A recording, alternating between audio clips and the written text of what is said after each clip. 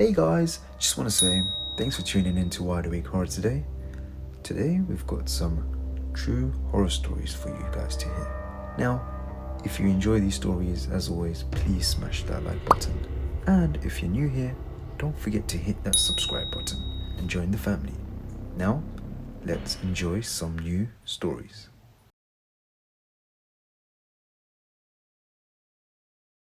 But I almost didn't go.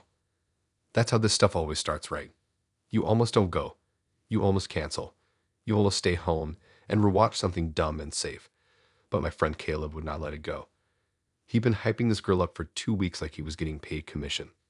Said she was perfect for me. Said she was chill. Said she didn't do drama, which is funny now. The place he picked was this weird rooftop bar downtown, not the fancy kind with glass walls and rich people, but the kind built on top of an old brick building that used to be a warehouse. You had to go through this narrow hallway that smelled like old beer and mop water, and take an elevator that felt like it might give up halfway. The roof itself had string lights hanging low, fake plants zip-tied to metal railings, and those tall patio heaters that never really work. It was freezing that night. Not snowing, but the air had that metallic taste like it might. My hands were dry and cracked, and I kept rubbing them together while I waited by the entrance. I was 10 minutes early because I didn't want to look like I didn't care. I had on my one decent jacket and jeans that weren't ripped. I kept checking my phone like maybe she'd text. Then I heard my name. Not shouted, just said normally like someone who already knew I'd turn around. She was sitting at one of the high tables near the edge of the roof. Dark hair, straight, tucked behind one ear. Black sweater. Nothing flashy. She didn't wave or smile big. She just watched me walk over like she'd been waiting a long time. And on the table in front of her was a glass. Whiskey and ginger ale. 2 ice cubes. No lime. That's my drink. I never change it. I remember thinking Caleb must have told her. That made sense. I even felt weirdly flattered for a second. Like, wow, he paid attention. I sat down and she pushed the glass slightly toward me. She said she didn't want to order before I got there in case it got watered down. So she told the bartender exactly how to make it and had him wait until she saw me walk in. I laughed. It felt normal. It felt like the kind of thoughtful thing you tell people about later. I took a sip. It tasted right. We started with basic stuff. Where she grew up. Where I grew up. She said she moved around a lot. Didn't go into detail. She asked a lot of questions about me though, like a lot. Not the usual small talk. Not what's your major or what do you do for fun. She asked what street I grew up on. I told her. She asked if the big oak tree in the front yard was still there. I stopped for a second because, yeah, there was a big oak tree in our yard. It got struck by lightning when I was 13, split straight down the middle. My dad had to pay $800 to get it cut down. I asked how she knew about the tree. She shrugged and said Caleb told her, which was weird because Caleb had never been to my childhood house. He only knew me from sophomore year of high school. We met in math class. He had no reason to know about that tree. But I let it go. Maybe I mentioned it once. Maybe he remembered. Then she asked if I still thought about the day it fell on the fence and crushed the part where my dog used to sit. My stomach dropped so fast I thought I might actually pass out. My dog's name was Max, Golden Retriever. He used to lay right by that fence in the sun. When the tree came down, it smashed that spot flat. Max had died the year before from cancer. I was 12. I cried in the backyard for an hour when the tree hit that exact place, like it was personal. I'd never told anyone that. I barely told my parents. She smiled slightly and said Max was a good name for him. I didn't remember telling her the name. I asked Caleb later if he told her. He swore he hadn't. But at that table, I just felt my ears ringing. She was stirring her drink with a little black straw, not looking at me anymore, like she just commented on the weather. I told myself maybe I was overreacting. Maybe I had posted about Max years ago on some old account. Maybe she stalked me. That's normal now, right? Everyone does it. So I tested her. I asked if she'd ever had pets. She said no, but she always liked golden retrievers. I asked why. She said because they're loyal, especially the ones who wait by fences. That's when the heater above us flickered out. The air felt colder instantly. She leaned forward slightly and said she liked how I used to talk to Max when I thought no one was listening. I did that. I used to sit by that fence and tell them about school. about this girl I liked in 6th grade, about how I hated gym class. I thought no one could hear because our neighbors were old and always inside. My house didn't have cameras. We didn't live in a neighborhood where that was common back then. I asked her how she knew that. She didn't answer. She just asked if I still had the scar on my knee from when I tried to jump the fence and slipped on the wet wood. I felt sick. I have that scar. It's small and it's there. I never posted about it, never talked about it. It happened in my backyard when I was 11. I told her I needed to use the bathroom. I went downstairs, locked myself in a stall, and called Caleb. He didn't pick up. I texted him asking what he told her. He replied with question marks. Said he'd only told her basic stuff. That I liked whiskey. That I was into old movies. Nothing about my childhood. I splashed water on my face and stared at myself in the mirror. I looked pale, like someone else. When I went back up, she was standing by the railing, looking out over the city. The wind was stronger. Her hair wasn't moving, though. I noticed that, and I don't know why it stuck with me, but it did. She said she was glad I came back. Said most people don't when they start remembering. Remembering what? She turned around and asked if I ever wondered who was across the street when you were younger. The house with the broken blinds and the upstairs window. There was a house like that. Blue siding. Blinds always half closed. I used to think it was empty. She said she used to sit there sometimes. Watching. I felt this pressure in my chest like someone had stepped on me. I told her that wasn't funny. She said she wasn't joking. She started describing things. The way I'd kick a soccer ball against the fence. The time I tripped and cried but pretended I didn't. The night my parents fought and I slept on the living room couch with Max. These weren't big public moments. They were small, boring, private. I asked her how old she was. She said 20. I'm 23. That house across the street was occupied when I was a kid. An older couple lived there. They moved when I was 15. She would have been 12 at most when I was 12. She smiled like she knew what I was calculating. She said time feels different when you're watching from the right place. That sentence made no sense, but it made my skin crawl. I told her this was messed up, that I didn't know what game she was playing. She said it wasn't a game. She said she'd been waiting to see what kind of person I'd turn into, if I was still the boy who apologized to his dog for yelling at him once. I had forgotten about that. I snapped at Max one day for chewing my shoe. Later I sat by him and said sorry like he understood. I never told anyone that. The bar suddenly felt too small, like the buildings around us were leaning in. My drink was almost gone, but I didn't remember finishing it. She stepped closer and said she was glad I didn't change too much. I backed up until my hip hit the railing. I asked what she wanted. She said nothing. She just wanted to meet me properly. Properly. Like this was some reunion. My phone buzzed. Caleb finally calling back. I looked down for 1 second. When I looked up, she was gone. Not walking away. Not heading to the stairs. Gone. Her chair was still there. Her drink still half full. No one around us seemed to notice anything weird. I ran to the stairwell and looked down. Empty.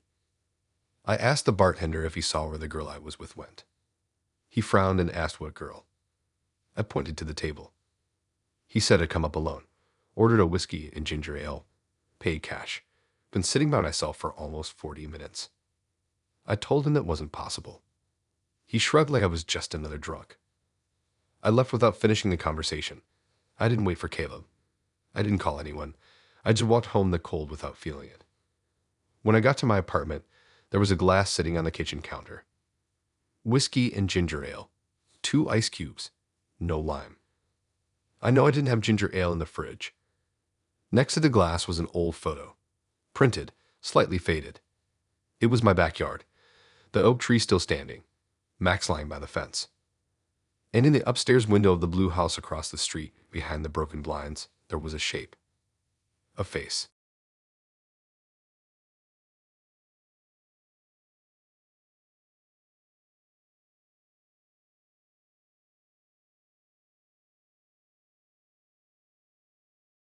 The first thing I noticed was the flowers. Not him, not his face, not what he was wearing, just the flowers. White lilies wrapped in brown paper, the kind you get from those small grocery stores that try to look fancy. They were already starting to open like he bought them earlier in the day and kept them in water. That detail still bothers me. I almost didn't recognize that it was him because he looked so sure of himself, like he was walking towards something familiar. Meanwhile, I was standing outside this old train station cafe, wondering if I'd made a mistake agreeing to this whole blind date thing in the first place. My coworker Hannah set it up. She swore he was nice. Said he was quiet, thoughtful, a little awkward, but sweet. She said he didn't really do dating apps and preferred meeting someone properly. Whatever that means, I figured fine. I'd been bored. My last relationship ended months ago, and I was tired of staring at my phone every night. The cafe was inside this renovated station building that doesn't even have trains running anymore. They kept the big arch windows and the high ceilings. You could still see the old tracks through the glass, rusted and swallowed by weeds. Inside, it smelled like coffee and old wood. There were long communal tables made from what looked like reclaimed planks. The whole place tried very hard to be vintage. I was sitting near the window when he walked in. He spotted me immediately. His face changed like relief, like he'd been worried I wouldn't show. And then he smiled in this soft, almost sad way and held the flowers out in front of him as he approached. He said he was sorry for how things ended last time. I thought he was joking at first, like maybe this was some awkward humor thing. I laughed a little and said I thought we were meeting for the first time. He didn't laugh. He looked confused for half a second, then almost concerned, like I was the one who had forgotten something important. He said he understood if I needed time, but he didn't expect me to pretend like none of it happened. My chest tightened in this weird way. Not fear exactly. More like when you misplace something important and can't figure out how. I told him we had never met before, that this was literally a blind date. He slowly lowered the flowers but didn't take his eyes off me. He said we met 6 months ago at a bookstore downtown. Said we talked for hours in the back corner near the travel section. Said I told him I wanted to see the coast one day but was scared of deep water. I have never had a conversation like that in a bookstore. I do not like deep water, though. That part is true. I almost drowned when I was a kid at a lake. I don't talk about it much. I asked him what my name was. He said it correctly, first and last. That could have come from Hannah. Then he said my middle name. Hannah does not know my middle name. I felt heat crawl up my neck. I tried to keep it together. There were people all around us, typing on laptops, drinking coffee, talking about normal things. It felt impossible that something weird was happening in the middle of all that. I told him maybe he was thinking of someone else. He shook his head slowly and said he would never mix me up with anyone. He described what I was wearing the day we supposedly met: a gray sweater with frayed cuffs, black boots with a scratch on the left toe, my hair pulled back because it was raining. I own that sweater. I own those boots. There was a scratch on the left one from when I tripped on a curb last winter. I have worn that exact outfit before, but I do not remember meeting him. I asked when this was.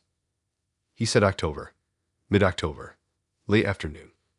In October, I was working double shifts most weekends. I barely went anywhere except work and home. He said I gave him my number but then stopped responding after a week. Said the last message I sent was that I wasn't ready for something serious, that I needed to work on myself. That sounded like something I would say, which made it worse. I pulled out my phone right there and searched his name in my contacts. Nothing. I checked my messages. Nothing. I checked deleted threads. Nothing. He watched me do it, and his face slowly fell. He said maybe I changed my number. Maybe I blocked him. I told him I had the same number for years. He sat down across from me without asking, placed the flowers carefully on the table between us, like they were fragile proof. He reached into his jacket and pulled out his phone, opened his messages, turned it toward me. There was a thread with my name at the top. My full name. I leaned in closer. The messages looked real, casual, natural. Little things about work being stressful, about me trying to cook something and burning it, about him sending me a picture of his dog. I remember burning pasta once in October. I stared at the screen and felt disconnected from myself, like I was looking at someone else's life that happened to have my details. I asked to scroll. He hesitated, then handed me the phone. The thread went back weeks. There were photos. Selfies of him in places I didn't recognize. A picture of a movie ticket stub with 2 seats circled in pen. He said that was from when we saw that horror movie together and I squeezed his hand during the loud parts. I have not been to a movie theater in over a year. The weirdest part was the tone of the messages. It sounded like me. The way I shorten words. The way I avoid punctuation sometimes. Even a typo I make a lot. But the number attached to the thread was not mine. It was close, though. 1 digit off. I felt dizzy. I told him that wasn't my number, showed him my contact info. He stared the difference, just 1 number. He looked confused, then unsettled. He said the girl he met looked exactly like me. Same haircut, same laugh, same scar above the eyebrow. I do have a small scar above my eyebrow from falling off a bike when I was 9. That is not visible unless you are close. I asked him if he had any pictures of us together. He said no, said I didn't like taking photos. That is also true. At that point, I didn't know if I was being pranked or if this guy was delusional or if something else was happening. Then he said something that made my stomach drop. He said when things ended, it ended badly. Said I came to his apartment one night crying. Said I accused him of lying to me about someone named Claire. Said I threw the flowers he bought me across the room. He glanced at the lilies on the table. He said that was why he brought flowers today, to start over properly. I have never been to his apartment. I have never accused anyone named Claire of anything. But there was a time in October when I woke up with a bruise on my arm that I couldn't explain. I told myself I must have bumped into something at work. I remember one night around then where I felt really exhausted but couldn't remember why. My head started connecting things I didn't want it to. I asked him where he lived. He told me. My heart skipped because it was only 3 streets over from my apartment. I walked past that building sometimes on my way to the grocery store. He said he kept expecting to run into me again, and after I stopped replying. Said he thought maybe fate was giving him another chance when Hannah mentioned my name at a party and he realized it was me. I texted Hannah under the table and asked where she met him. She said a mutual friend's birthday in November. He said we met in October. Something was off in the timeline. I asked him what bookstore it was. He told me. That bookstore closed 2 years ago. I know because I read an article about it shutting down. I told him that. He stared at me completely still.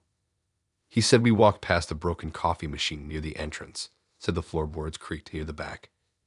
Details that could have been true once, but not in October. People around us kept living their normal lives, spoons clinking against mugs, chairs scraping softly. Outside, wind moved through the weeds on the old tracks.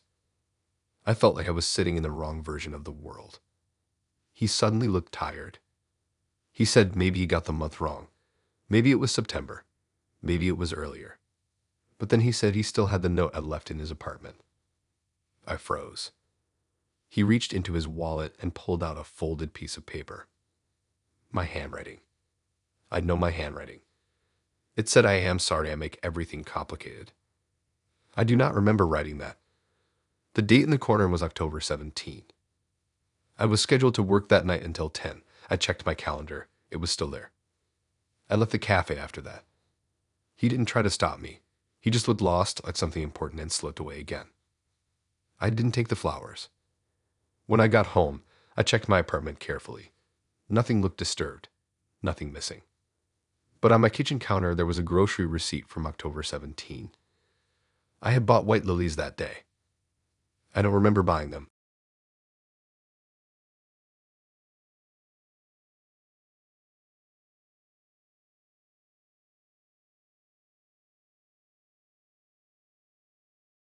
Shiv left when she said she might have to start over.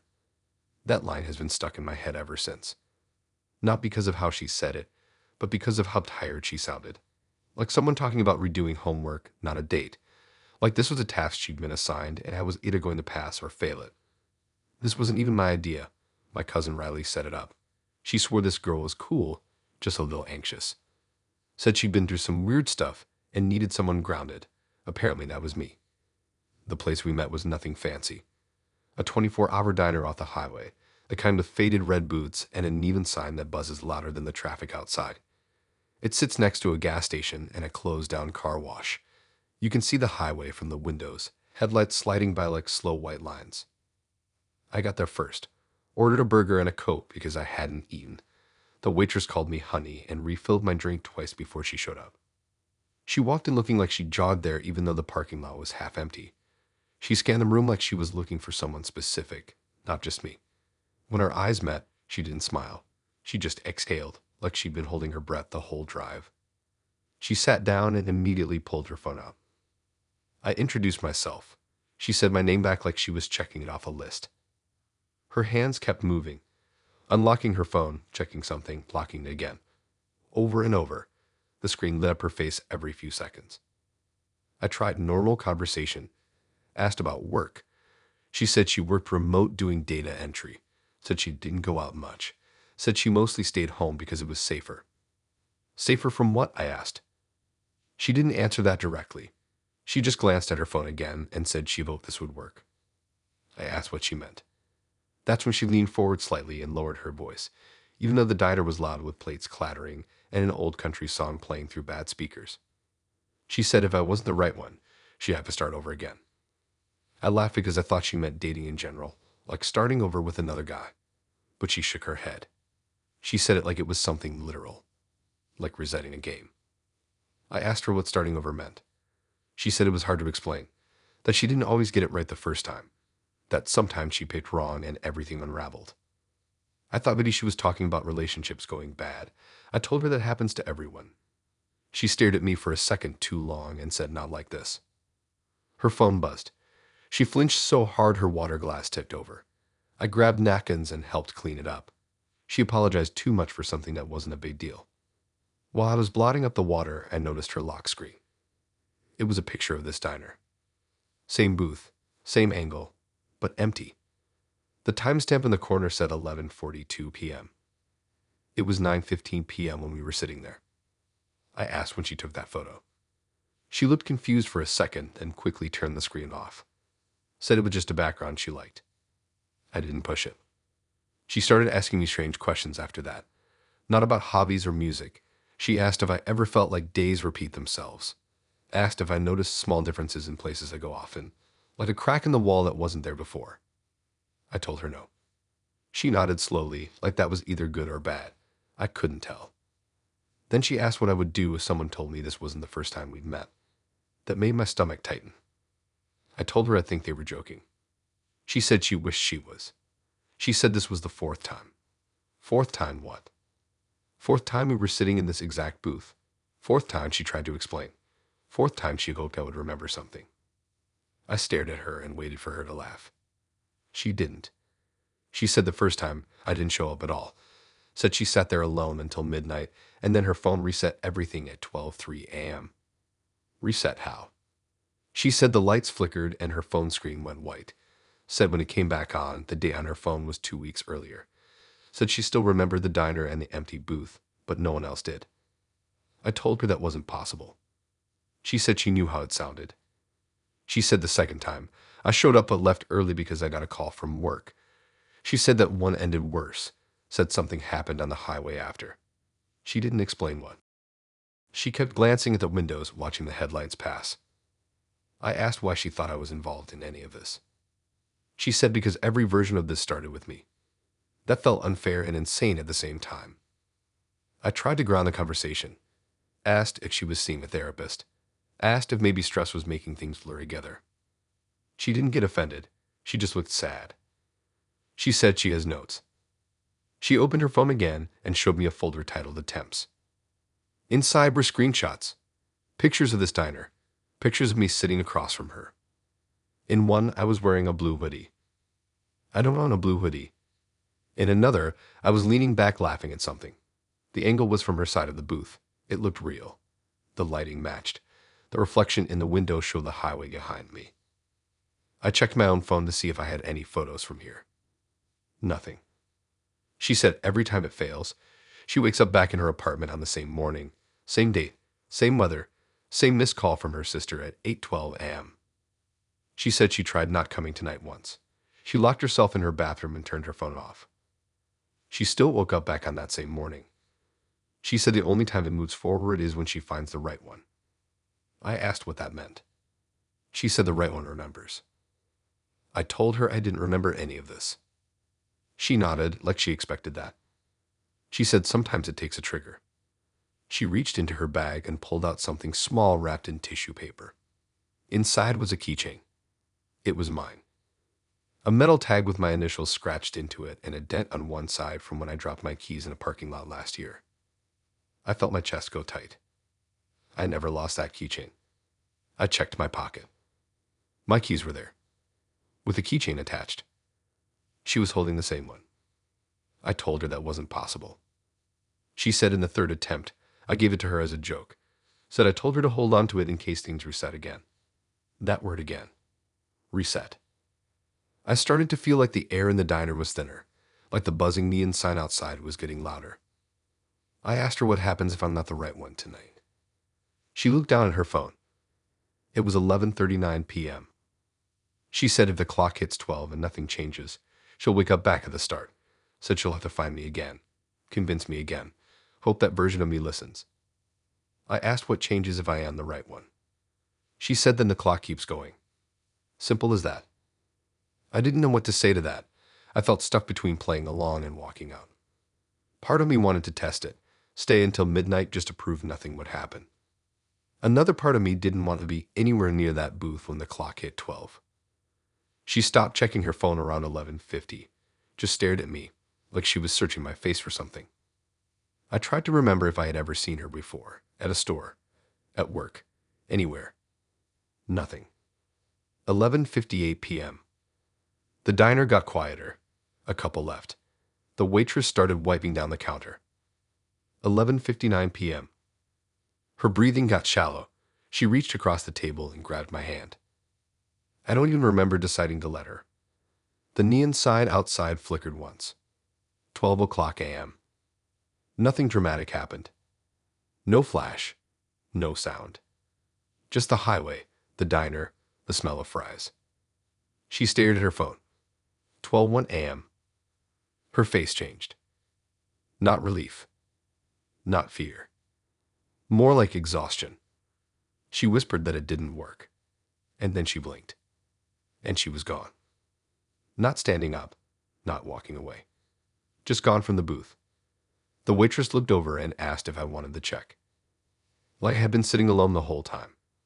On the table in front of me was the second keychain. Mine. I still had mine in my pocket. Both of them felt real in my hands. I looked at the clock above the counter. It said 8:12 a.m.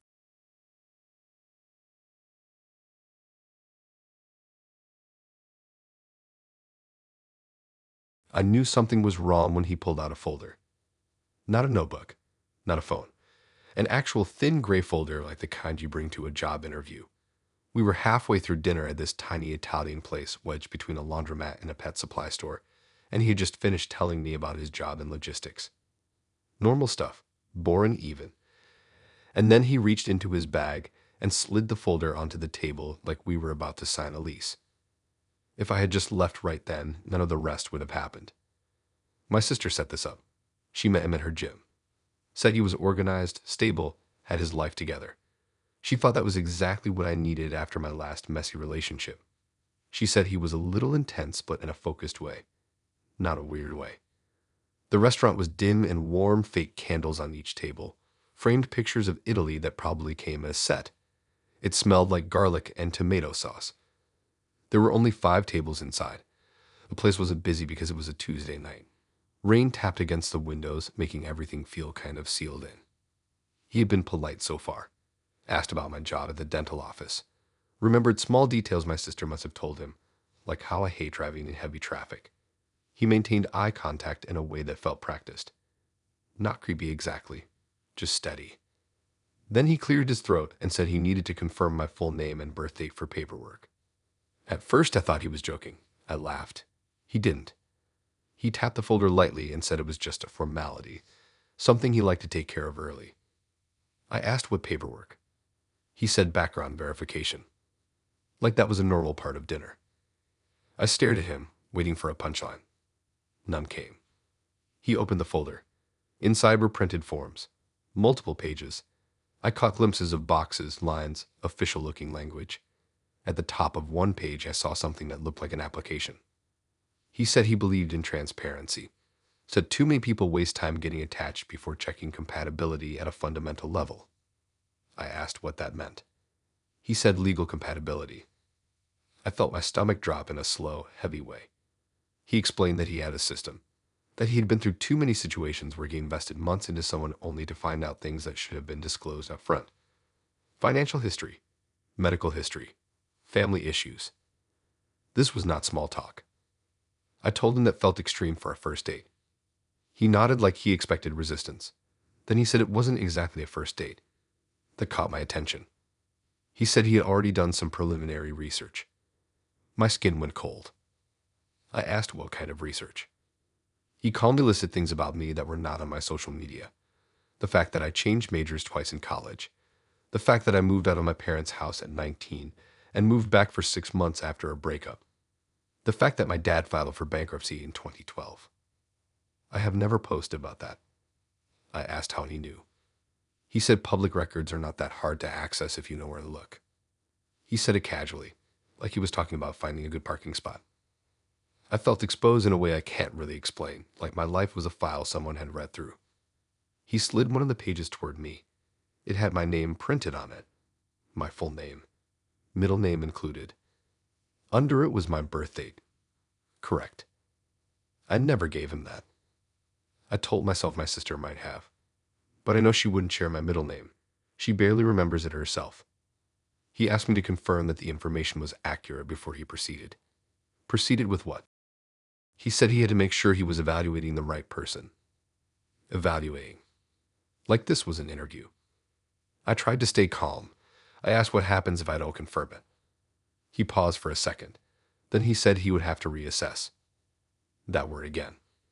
He explained that he was part of a private network, a group of individuals who believed in structured relationships. He said they match people based on data, not feelings. Said feelings come later if the foundation is solid. I asked if this was some kind of dating club. He said not exactly. He flipped to another page in the folder. This one had checkboxes next to things like debt status, medical disclosures, criminal history. My name was at the top of that page too. I asked who gave him permission to gather this. He said consent would come after confirmation. I felt like I was sitting in the wrong reality, like I had agreed to dinner and ended up in some bureaucratic trap. The waiter came by to ask if everything was okay. I almost said no, but I didn't. I said yes automatically, because what was I supposed to say? That my date was running a background check between bites of pasta. When the waiter left, he leaned in slightly and lowered his voice. He said I should feel honored, that I had scored highly so far. I asked based on what? He said resilience markers, stable employment, limited public scandal, manageable family complications. I felt sick hearing my life reduced to categories. I told him I'd never agreed to be assessed. He said everyone agrees at some point. They just don't always know it yet. That sentence stuck with me. He asked again for me to confirm my name and birth date. I didn't. Instead, I asked how many people he had done this with. He said 7. I asked what happened to them. He closed the folder slowly. He said most did not pass verification. I asked what that meant. He said incompatibility discovered during deeper review. I asked if they knew they were being reviewed. He didn't answer directly. He just said transparency is a process. My phone buzzed in my purse. I jumped. He glanced at it quickly, then back at me. He said he would need my signature if we were to continue. Continue what? He said the next stage. My head was spinning, but I tried to think clearly. I asked if this was legal. He smiled slightly and said legality depends on consent. Then he said something that made my blood run cold. He said he had already reserved a slot for me. Slot.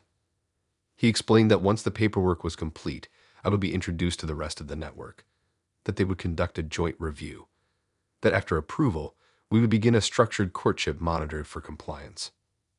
Monitored. I asked who monitors it. He said observers. I looked around the restaurant automatically. Just 2 other couples, both older, neither paying attention. He noticed me looking. He said not here. That didn't make it better. I finally stood up. I didn't care how dramatic it looked. I told him this was insane, that he had no right to collect information about me like that. He didn't raise his voice. He didn't get angry. He just looked disappointed. He said if I left without confirming, the file would remain incomplete. I said good. He said, incomplete files sometimes trigger follow-ups. I froze. I asked what kind of follow-ups. He said verification visits, additional record pulls, character references. My chest felt tight. I told him not to contact me again. He nodded once and said he would mark me as non-compliant. That word echoed in my head. I left money on the table for my half of dinner. I didn't wait for him to move. The rain outside had gotten heavier. The parking lot lights flickered. I got into my car and locked the doors immediately. My hands were shaking as I started the engine. I checked my mirrors. He was still inside, visible through the window, sitting calmly, organizing the papers back into the folder. When I got home, I double-checked my locks. I told my sister everything. She swore she had no idea about any of this, said he never mentioned a network or paperwork, said he just seemed organized.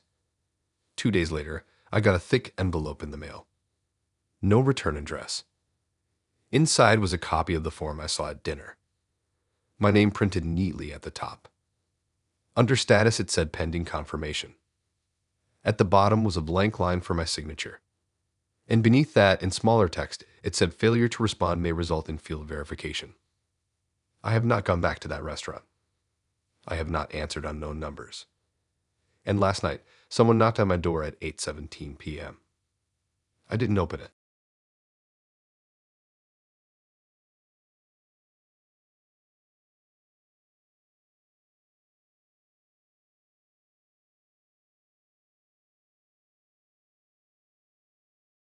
I should have lied about the time. That's the part that keeps replaying in my head. Not the way she stared at me after. Not the way the night ended. Just that simple question, asked so casually it almost slipped past me. What time did you tell people you'd be home? No one asks that on a first date unless they're planning around it. This one was set up by a guy I play basketball with on weekends. He said she was cool, kind of quiet, just moved here. He thought we'd get along because we both liked low-key stuff. I didn't think much of it. I'm 24. I work in an auto shop. My life is pretty predictable. Dinner with a new girl sounded normal. We met at this late-night arcade downtown. Not the trendy kind with craft drinks, but an old-school place with sticky floors and flickering machines from the early 2000s. It's in the basement of a building that used to be a bank. You have to walk down a narrow staircase covered in old concert posters. The air down there always smells like dust and overheated wires. She was already there when I walked in, standing by a racing game, watching the demo screen loop over and over. She didn't wave, just looked at me like she'd been measuring the entrance for a while. She was pretty in a normal way. Dark hoodie, jeans, hair tied back. Nothing dramatic. She smiled when I introduced myself, but it didn't reach her eyes fully. I remember noticing that but brushing it off. We started with a couple of games. Air hockey first. She barely talked while we played. Just focused. She beat me twice. Didn't celebrate. Just nodded like she expected to win. After that, we grabbed sodas from the vending machine. The machine only took cash, and I had to break a $20 bill at the counter upstairs. When I came back down, she was standing near the exit stairwell, looking up toward the street like she was checking something. We sat at this small plastic table near the skee-ball lanes. The lights above us buzzed. A kid somewhere kept hitting the jackpot alarm over and over, and it was driving me insane. That's when she asked. She asked what time I told people I'd be home. I laughed and said I didn't give an exact time. She tilted her head slightly and asked if anyone was expecting me. I said, yeah, my roommate. I told him I'd probably be back around 11. We share a place, so we usually text if we're staying out late. Her expression changed instantly. Not angry, not scared. Annoyed, like I had just messed up a plan. She asked if I could text him and say it would be later. I asked why. She said she didn't like feeling rushed. That made sense on the surface. I said sure, I could stay out later if things were going well. She didn't smile at that. She just stared at my phone while I typed a quick message to my roommate saying I might be out until midnight. She leaned back only after she saw me hit send. Something about that felt wrong. We played a few more games. She kept checking the time on the wall clock above the prize counter. 9:12 p.m. 9:27 p.m. 9:41 p.m. Every time the arcade door at the top of the stairs opened and a gust of cold air came down, she looked up sharply. I asked if she was okay. She said she just needed tonight to go smoothly. I asked what that meant. She said she didn't like complications. The way she said complications made it sound bigger than traffic or bad weather. Around 10:15 p.m., she suggested we leave and get some air. I thought maybe she was bored of the noise. I was too, honestly. Outside, the street was almost empty. Most shops were closed. The only lights came from a liquor store across the road and a flickering street lamp near the corner. She walked close to me, not holding my hand, just close enough that our shoulders brushed sometimes. We stopped near the entrance of a small park a block away. It wasn't really a park, more like a fenced-in patch of grass with 2 benches and a dead-looking tree in the middle. She asked again what time I told my roommate. I told her midnight now. She frowned slightly. She said midnight gives us about an hour. Thus, I asked what happens at midnight. She hesitated. Then she said she prefers to finish before people start checking in. Finish what? She didn't answer directly. Instead, she asked if my roommate tracks my location. I said no. She asked if anyone else does. Family. Friends. I said no, I'm not 12. She didn't laugh. She asked if anyone would notice if I didn't show up until morning. That's when the air felt heavier. I told her yeah, my roommate would probably call me if I didn't come home. He's annoying like that. She stared at the ground for a few seconds. Then she said that makes it harder. I felt my chest tighten. I tried to play it off, asked what exactly she was talking about. She looked at me finally, straight on. She said she doesn't like starting over. Starting over from what? She explained that she moved cities recently because things got messy where she was before. Said she tried to be careful this time. Pick someone without attachments, someone whose absence wouldn't cause noise. Noise? She used that word like it meant police reports. I took a step back without even thinking. She noticed. She said I wasn't supposed to tell anyone. That's when everything clicked in a slow, awful way. The question about what time I'd be home, who was expecting me, whether anyone tracked me. She wasn't asking out of curiosity. She was assessing risk. I asked her what she meant by not starting over. She looked irritated again, like she practiced this and I wasn't following the script.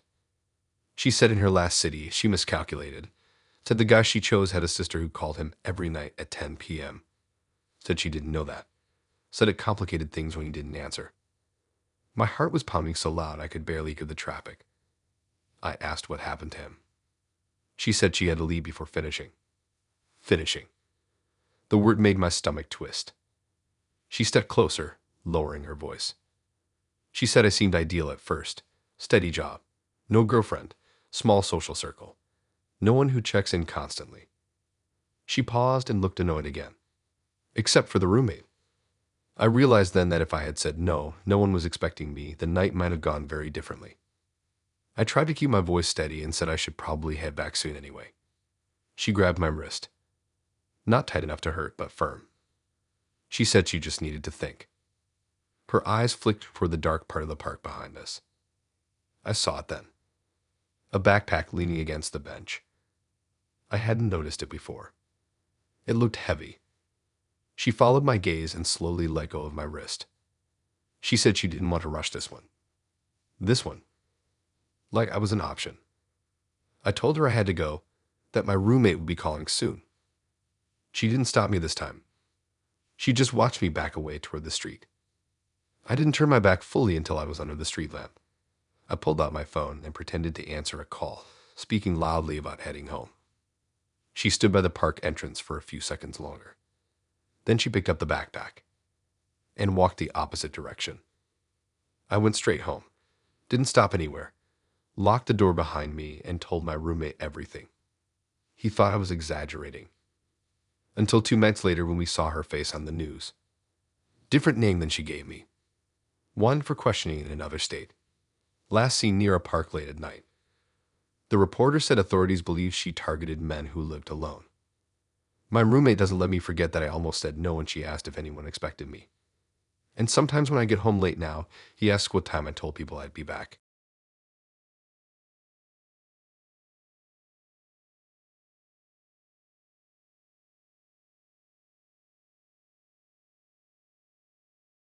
I should have walked out the second he said that about the cameras.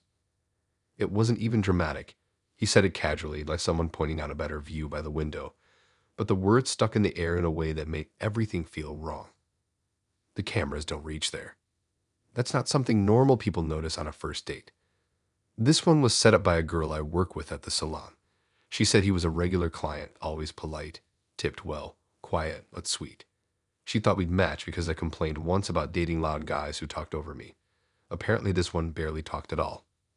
We agreed to meet at this 24-hour diner on the edge of town. Not the cute kind. The kind truck drivers use.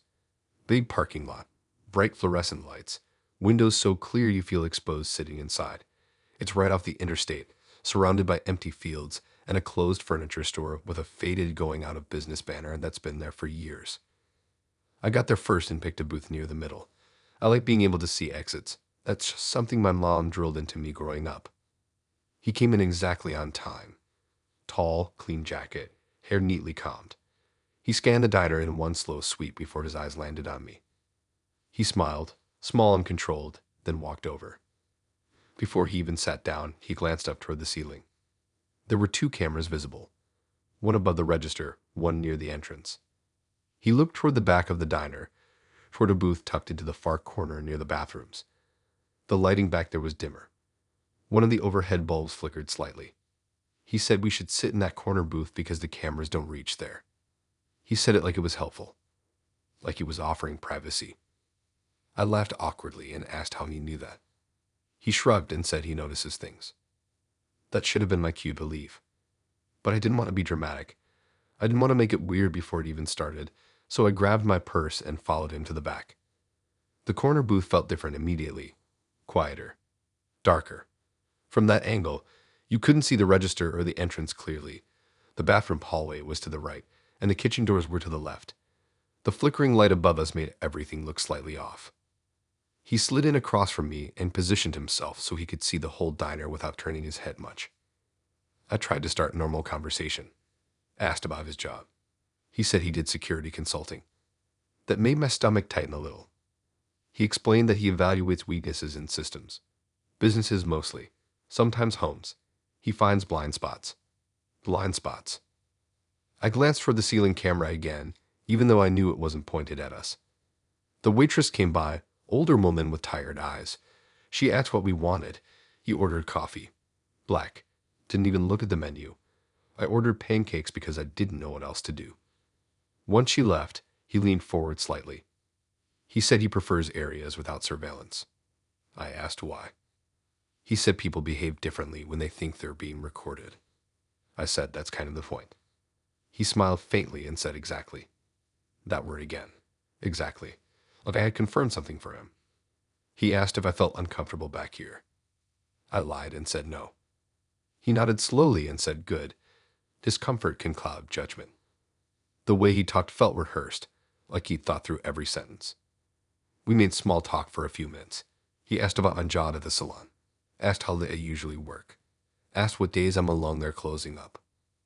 I said we're usually closed by 7, and there's always at least 2 of us. He held eye contact a second too long. Then he asked if I live alone. I said no, I have a roommate. He asked if she was home tonight. I told him yes. That wasn't true. She was out of town visiting her parents.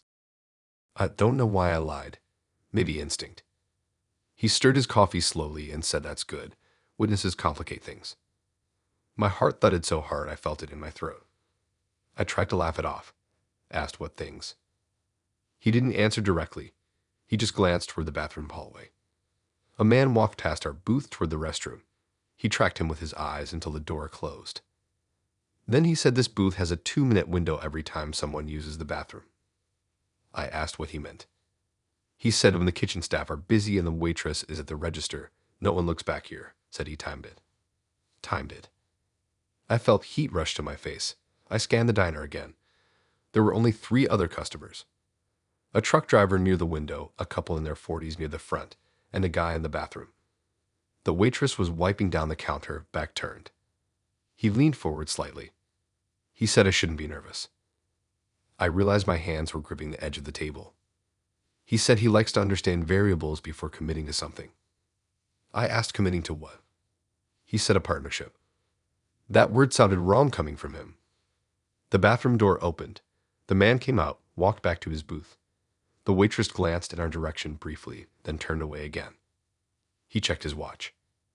He said, "See," like he had just proven a point. I felt trapped in that corner, too far from the door, too far from the camera. I pulled my phone out and set it on the table deliberately, he noticed. He asked if someone was expecting me. I said yes, my roommate. She tracks my location. That was another lie. He stared at the phone for a moment, then looked up at me. His expression shifted slightly, calculating. He asked if I would be willing to turn it off for the rest of dinner, said it's hard to connect with devices buzzing. I said I like having it on. He didn't argue, just nodded slowly. Our food came. I barely touched mine. He didn't touch his coffee. He asked if I trusted him. I said we just met. He smiled and said trust can be accelerated under the right conditions. I didn't like that sentence. The truck driver near the window stood up and paid his bill. The couple at the front started putting on their coats. Suddenly, the diner felt emptier. He noticed too. He asked what time my roommate would expect me home. I said soon. He said that's unfortunate. I felt cold all over. He reached into his jacket slowly. I stood up before he could pull anything out. I said I needed the restroom. He didn't grab me, didn't protest. He just watched. I walked past the kitchen doors instead of toward the bathroom and went straight to the register. I told the waitress quietly that I felt unsafe, that the man in the corner was talking about camera blind spots. Her face changed instantly. She glanced toward him, then toward the ceiling camera. She picked up the phone under the counter. I didn't go back to the booth. I walked straight out the front door into the parking lot. I got into my car and locked it immediately. Through the diner windows, I saw him still sitting there, calm, hands folded on the table, looking straight ahead. Not surprised, not angry, just waiting. 2 police cars pulled into the lot about 10 minutes later. I watched from across the road where I had parked near the closed furniture store. They went inside. He didn't resist. I don't know what he reached for in his jacket. I don't know if there was even anything there. But I do know that if I had agreed to sit somewhere without cameras and without my phone, I might not be reading this back now in my own head.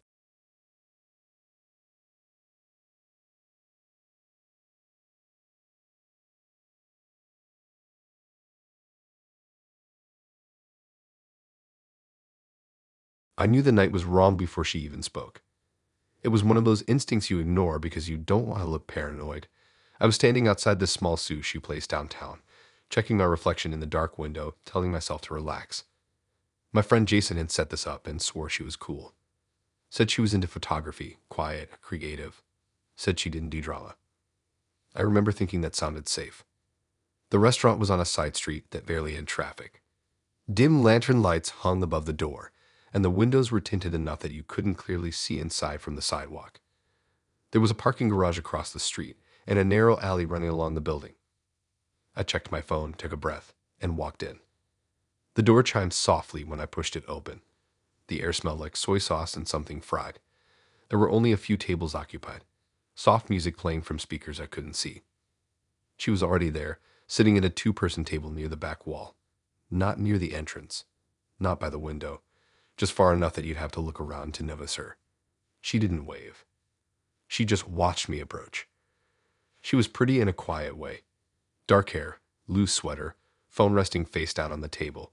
She smiled when I sat down, but it felt delayed, like she had practiced it. I introduced myself. She said my name back softly. We started with small talk, where I worked, what she studied. She said she did freelance photography, mostly street shots, urban stuff. Said she liked capturing people when they weren't posing. That sentence stuck with me later. Our waiter came by and took our order. She barely looked at the menu before choosing. I was still deciding when she set her phone on the table and unlocked it. She said she wanted to show me something funny. I leaned in slightly. It was a photo of me, walking into the restaurant. The exact moment I had pushed the door open, my hand still on the handle, my head slightly tilted down on my phone, the reflection of the lantern light on my jacket. I felt my stomach drop so fast it almost hurt. I asked when she took that. She said a few minutes ago. The angle was from across the street, slightly elevated. I glanced toward the window automatically, even though it was tinted. She said she had stepped outside to get a better shot of the lanterns and saw me coming. That might have sounded normal if the photo hadn't been zoomed in, tight enough that you could see my expression clearly. She had focused on me, not the lanterns. I asked why she took a picture of me before we even met. She shrugged and said she likes first impressions. First impressions aren't usually taken from hiding. I tried to brush it off. Told myself she's a photographer. That's her thing. But then she swiped to the next photo. Another shot of me. This one from farther down the sidewalk. Me standing outside checking my reflection in the window. I did not see anyone when I did that. She said she liked the way the street light hit my face. I felt exposed in a way I can't explain, like my private pre-date nerves had been documented without me knowing. I asked where she was standing when she took that. She said near the alley. That alley was dark. No businesses back there. Just dumpsters and a metal staircase leading to apartments above the restaurant. I told her that was kind of creepy. She smiled slightly and said only if you're not used to being watched. I didn't know how to respond to that. Our food arrived. Neither of us touched it right away. She kept her phone in her hand. I tried to redirect the conversation. Asked about her favorite projects. She said she once followed a stranger for 3 hours to capture the perfect shot. I laughed awkwardly and said, did they know? She shook her head. She said the best images are taken when people don't realize they're being framed. Framed. That word felt heavy. I started paying attention to the room more carefully. A camera mounted near the register. The angle of the windows. The reflection in the glass behind her. I noticed something then. In the reflection, near the back of the restaurant by the hallway to the restrooms, there was a figure standing partially hidden. I turned slightly to look directly. No one there. I told myself it was just someone walking past. She noticed me looking around. She asked if I felt self-conscious. I said little. She nodded like that was the answer she wanted. Then she swiped again. Another photo. This one from earlier in the week. Me leaving my apartment building. Different jacket. Same backpack. My heart started pounding in my ears. I asked when that was taken. She said Tuesday. I tried to remember Tuesday. Work. Grocery store. Home. I never noticed anyone taking my picture. She zoomed in on my face in the photo. She said I looked different when I think no one is paying attention. I asked how many photos she had of me. She didn't answer directly. She just locked her phone and set it face down again. She said she likes to do research before meeting someone new. I asked how she knew where I live. She tilted her head slightly and asked if I had ever considered how easy it is to trace someone from small details. A tag in the background of a photo. A street sign reflected in sunglasses. A receipt visible on a table. My mind raced through every picture I've ever posted. She said she enjoys the puzzle of it. I told her that feels like stalking. She didn't deny it. She said stalking implies intent to harm. I asked what her intent was. She said she wanted to see who I really was before introducing herself. That sentence made me feel cold. I asked if she had followed me in person. She hesitated just long enough to answer the question without words. Then she said only a few times. I pushed my plate away, appetite gone. I asked what she wanted from me. She leaned forward slightly. She said she wanted to know if I would notice. Notice what? That I've been in the background longer than tonight. My mind flashed back to random moments over the past month, walking home from work and feeling like someone was behind me. Hearing footsteps in a parking garage that stopped when I stopped. Seeing a car parked across from my building more than once. I never connected any of it. She unlocked her phone again. This time, the photo wasn't of me. It was of my apartment window at night. Light on the inside. She said she likes the way it looks from the rooftop across the street. There is no public rooftop across the street. Just an old office building that's supposed to be locked after 6. I asked how she got up there. She smiled faintly and said doors are rarely as secure as people think. I felt trapped sitting there. I glanced toward the exit, calculating the distance. She noticed. She said if I left abruptly, it would confirm something for her. I asked what. She said that I'm predictable. That word made me feel like a subject in a study. I stood up anyway. I told her this was not okay, that she had no right to photograph me without consent. She didn't argue. She just watched me calmly. As I stepped away from the table, she said softly that I should check my hallway camera when I get home. I froze. I do not have a hallway camera. At least I didn't think I did. I left money on the table and walked out fast. The street felt darker than before. I looked toward the alley where she claimed to have taken that first picture. Empty. I drove home checking my mirrors the entire way. When I got to my building, I scanned the windows across the street. Dark. Inside my apartment, everything looked normal. I locked the door, turned on every light, and sat on my couch trying to calm down. Then my phone buzzed. Unknown number. A photo attachment. It was me, standing in my living room, taken from outside my window. The timestamp said 1 minute ago.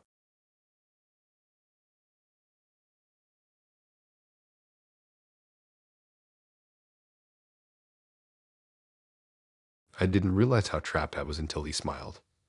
Not a normal smile. Not nervous or flirty. It was the kind of smile someone gives when they know something you don't. When they've already played the scene out in their head and you're just catching up. I almost canceled that night. My friend Lauren had been pushing me to try again after my last relationship crashed hard. She said this guy seemed stable. Worked in marketing. Good job. Polite. Didn't send weird messages. That alone felt like a miracle these days. We agreed to meet at this wine bar downtown that tries really hard to look expensive. Exposed brick, low lighting, candles on every table. The kind of place where everyone talks softly like they're afraid to disturb the vibe. There's a piano near the front that someone plays on weekends. That night, it was just a speaker system playing slow jazz. I got there early because I hate walking into a place and having someone already staring at me. I picked a table near the center of the room. Not too close to the door. Not too far from the bar. I like having options. He walked in right on time.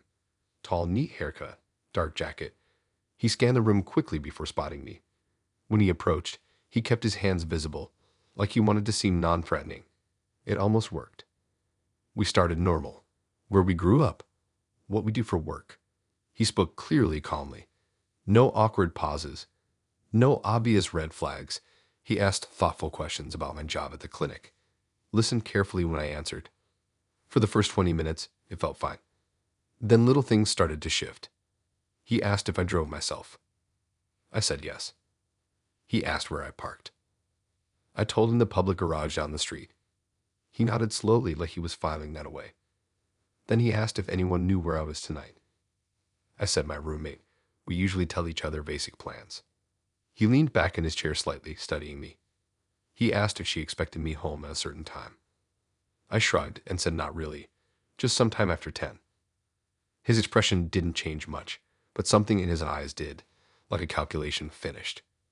He leaned forward then, close enough that I could smell his cologne, something sharp and clean. That's when he whispered that if I tried to leave suddenly, he'd make it look dramatic. I didn't process it at first. I laughed softly, assuming it was a joke, some weird attempt at humor. He didn't laugh. He just held eye contact and repeated it softer this time. He said if I stood up too fast or tried to walk away without warning, he would create a scene, spill a drink, grab his chest, knock something over, make it look like I overreacted to something harmless. My stomach dropped. He said people always believe the calmer person. The music in the bar felt louder suddenly, the clink of glasses sharper. I asked why he would say that. He straightened slightly and said he doesn't like being abandoned mid-conversation, said it's disrespectful. I said I wasn't planning to leave. He smiled again, small and controlled. He said good. I felt the air change around the table, like the walls had moved closer. I started paying attention to details, how close the nearest exit was, how far the bartender stood from us, whether anyone would notice if something escalated. He kept talking like nothing unusual had happened, telling me about his job, about campaigns he worked on, about how he studies human behavior for a living. He said he's very good at predicting reactions. My heart was beating so hard I could feel it in my throat. I tried to keep my voice steady and asked what he meant by dramatic. He leaned in again slightly and said, imagine you suddenly standing up and saying you feel uncomfortable. He said he could tip the table at the same time. Wine spilling everywhere. glass breaking. He could look shocked, confused, hurt. He said the staff would rush over. He said it would look like I panicked over nothing. I felt cold all over. He wasn't threatening violence exactly. He was threatening perception. He said reputation matters, that people don't like women who cause scenes. That sentence made my hands shake under the table. I realized he wasn't worried about me leaving physically. He was worried about losing control of the narrative. I tried to shift the conversation, asked about hobbies, travel, anything neutral. He answered calmly, but every so often he glanced at my hands, at my chair, at the distance between us, like he was measuring. A couple at the next table laughed loudly at something unrelated. I flinched, he noticed. He asked if I was nervous. I said a little. He nodded like that was expected. He said most people don't realize how easy it is to guide a situation. Said if you speak first and louder, you set the tone. He tapped his finger lightly on the table. I started planning quietly in my head. If I texted my roommate to call me, would he hear my phone vibrate? If I excused myself to the restroom, would he follow? He suddenly asked if I had ever fainted before. I blinked, confused. He said because he could also make it look like I fainted, said it wouldn't be hard to catch me as I stood up, lower me to the floor, call for help. My vision tunneled slightly. He said people would assume stress, dehydration, maybe too much wine. I hadn't even touched my wine. He noticed that too. He said I should drink, so it doesn't look strange. I picked up the glass with steady hands and took the smallest sip possible. My mind was racing, but I forced myself to slow down. Panicking would play into exactly what he described. I smiled carefully and said I appreciated his honesty. That seemed to surprise him. He tilted his head slightly. I said it's rare for someone to admit they think about how situations could be interpreted. He watched me closely. I said it must be exhausting always analyzing like that. For the first time, his expression shifted slightly, just a flicker. I kept talking calmly. Asked if that's why he prefers controlled environments, places where he knows the layout, knows the exits. His eyes narrowed slightly. He asked what I meant. I gestured lightly around the room, said he seems observant, like he probably noticed the security camera near the bar, the emergency exit by the kitchen, the way the staff moved between tables. He didn't respond immediately. I leaned back in my chair slowly, deliberately, not sudden. I said I also noticed things. His jaw tightened slightly. I said, for example, the manager by the bar has been watching us for a few minutes. That part was true. I had caught the manager glancing our way earlier when he leaned in close. I said if anything dramatic happened now, it might not look the way he expects. He held my gaze. I stood up then, slowly. I said I needed the restroom. I didn't wait for permission. I walked steadily toward the hallway near the kitchen, not fast, not abrupt. I felt his eyes on my back the entire time. Once I turned the corner, I didn't go into the restroom. I went straight to the kitchen door and told the first staff member I saw that I felt unsafe, that my date had threatened to create a scene if I tried to leave. Her face changed instantly. She grabbed the manager. They walked back toward the dining area together. I stayed near the kitchen, hands shaking now that I was out of his direct view. From where I stood, I could see him still sitting at the table, calm, composed, looking confused as the manager approached him. He didn't knock anything over. He didn't raise his voice. He just stood up slowly when asked to leave. As he walked toward the exit, he glanced in my direction. Not angry. Not embarrassed. Just calculating. Like he was adjusting a plan. I left through the back door with a staff member who offered to walk me to my car. I didn't park in the garage like I told him. I parked 2 streets over. I haven't gone back to that wine bar since. Sometimes I think about how easily it could have flipped if I had panicked. If I had stood up too fast. If I had tried to run. He didn't need to touch me to control the situation. He just needed people to believe him first.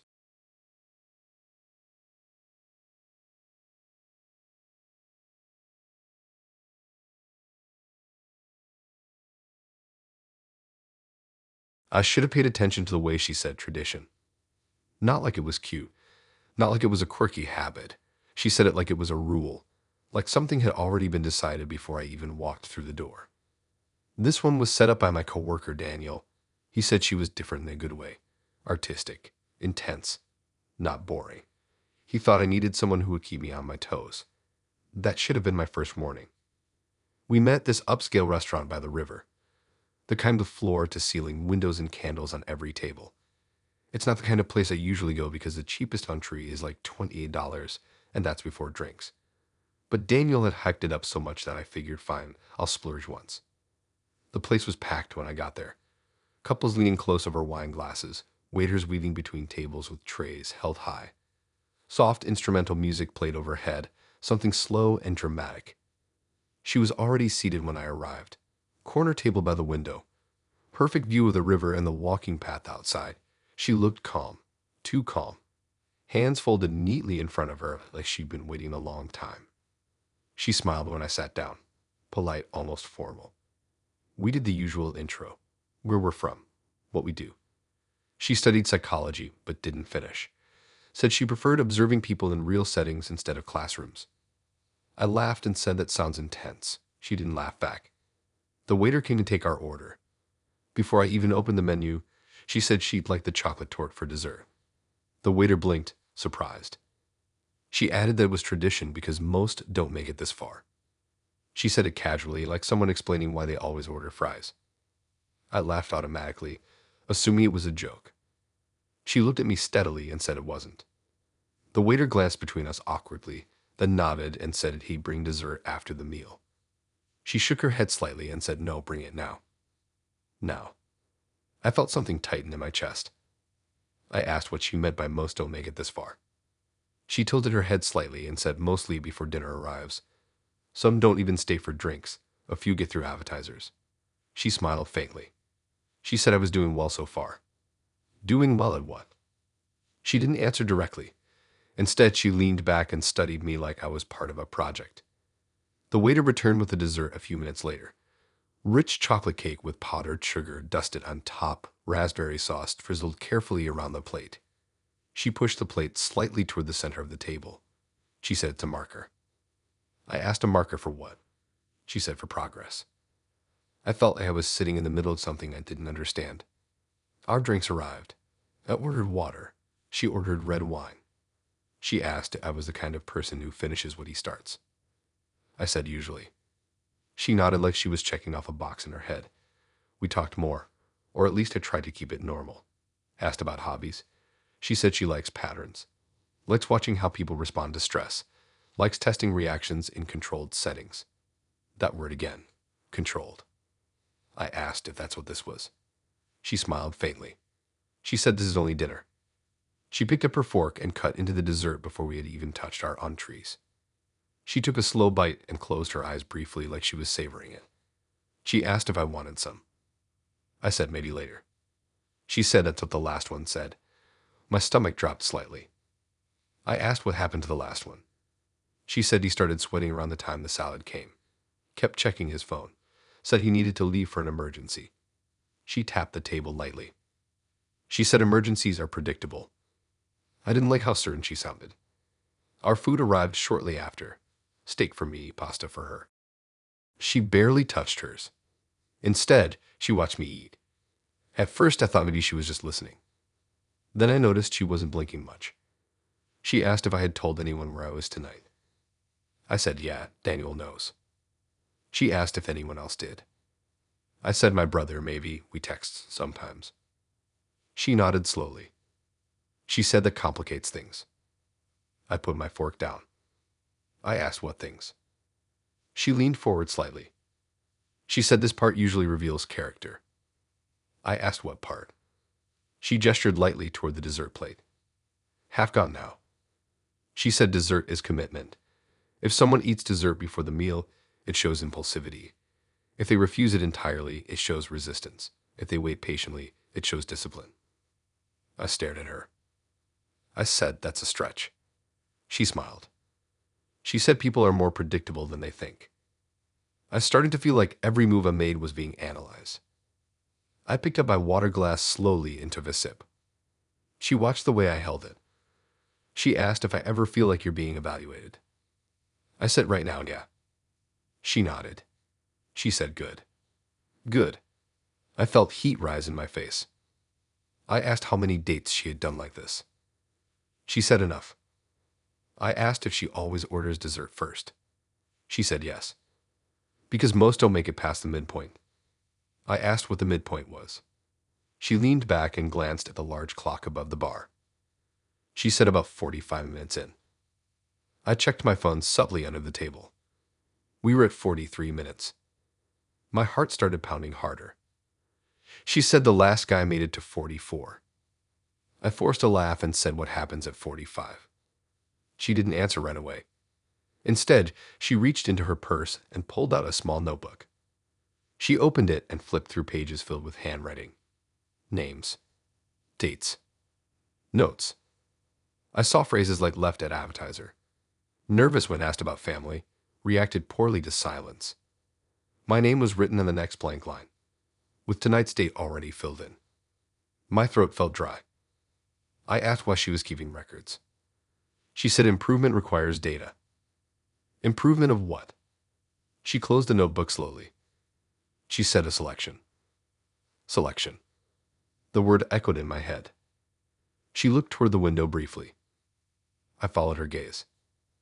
Across the river on the walking path, there was a figure standing under a streetlight, too far to see clearly, but facing the restaurant.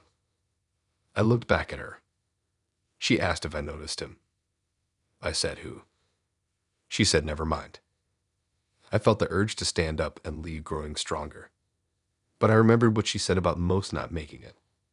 I didn't want to react exactly how she expected. She checked the time again. 45 minutes. She smiled slowly. She said congratulations. For what? She said you made it. My heart was racing now. I asked made it where. She looked almost disappointed. She said pass the filter. I didn't know what that meant, and I wasn't sure I wanted to. She reached across the table and gently slid the dessert plate closer to me. She said, now you can decide. Decide what?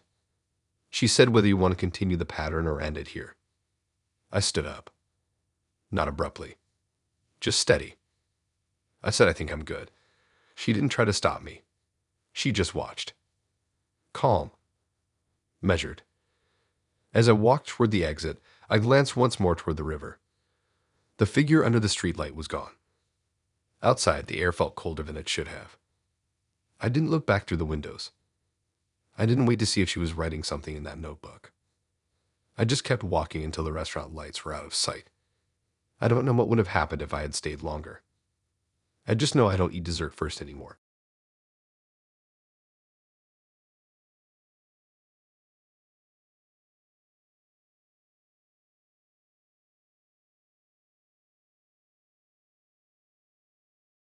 I didn't think twice about it when I hesitated. That's the part that gets me. It wasn't a full pause. It wasn't dramatic. It was just a small, awkward second where I tried to figure out how much detail to give. And in that second, something in his face shifted. Relief, real relief, like he had just heard exactly what he needed. This one was set up by my neighbor, which already makes it worse. She's older, always gardening, always talking about how I need to meet someone nice instead of working late all the time. She said he was her coworker's son. Quiet, responsible, just moved back to town. We agreed to meet at this new brewery on the edge of the industrial district. It used to be a warehouse. Big open space, high ceilings, exposed beams. Long wooden tables and string lights hanging overhead. There's a patio out back that overlooks the train tracks. At night, you can hear the trains rolling through, slow and loud. I got there a little early and picked a table near the middle. Not too close to the exit, but not hidden either. The place was half full. Groups of friends laughing, a couple on what looked like a first date near the window. He walked in right on time. Tall, dark jacket, hands in his pockets. He spotted me quickly and walked over with this easy smile like he had known me longer than 5 minutes. We started normal. Where we grew up. What we do. He worked in its support for a hospital. Said he liked solving problems quietly in the background. I remember that phrase because it sounded almost rehearsed. We ordered drinks. I got something light. He got a darker beer. He asked how I liked living in my apartment. I said it's fine. Small but close to work. He asked if I lived alone. I said yes. He nodded slowly. He asked if my building had security. I said there's a camera by the front door. He smiled slightly at that, like he appreciated the detail. The conversation flowed easily after that. He was funny in a subtle way, not loud, not attention-seeking. He asked thoughtful questions, listened carefully. For about 20 minutes, I relaxed. Then he leaned back in his chair and casually asked if anyone knew exactly where I was. He said it like he was asking about the weather. I hesitated. Not because I didn't tell anyone, but because I wasn't sure how specific to be. I had told my sister I had a date, told her the name of the brewery, but I didn't send her the exact address. In that tiny second of hesitation, he exhaled slightly, like tension leaving his body. I noticed it immediately. I said, yeah, my sister knows. He tilted his head. He asked if she knew exactly which table. I laughed awkwardly and said, no, why would she? He smiled. That same small, controlled smile. He said, just curious. I felt something tighten in my chest. I asked why it mattered. He shrugged and said he always tells someone his exact location when he meets someone new, said it's safer. That sounded reasonable. But the way he had relaxed when I hesitated stuck with me. He asked if my sister tracks my phone. I said no. He nodded slowly. Then he asked if anyone would notice if I decided to go somewhere else after this. My stomach dropped. I asked what he meant. He said sometimes first dates feel stiff in crowded places. Said he prefers quieter spots where you can actually hear each other. I glanced around the brewery. It was loud, but not unbearable. He suggested we take our drinks to the patio. I agreed because it didn't feel dangerous yet, just slightly off. Outside, the air was cooler, fewer people, just 2 other tables occupied. Beyond the patio fence were the train tracks and a strip of trees. We sat at a small metal table near the edge. He positioned his chair so his back was to the patio entrance and his face was toward the darker area near the tracks. I asked why he liked solving problems in the background. He said he enjoys being unnoticed. That word again. Unnoticed.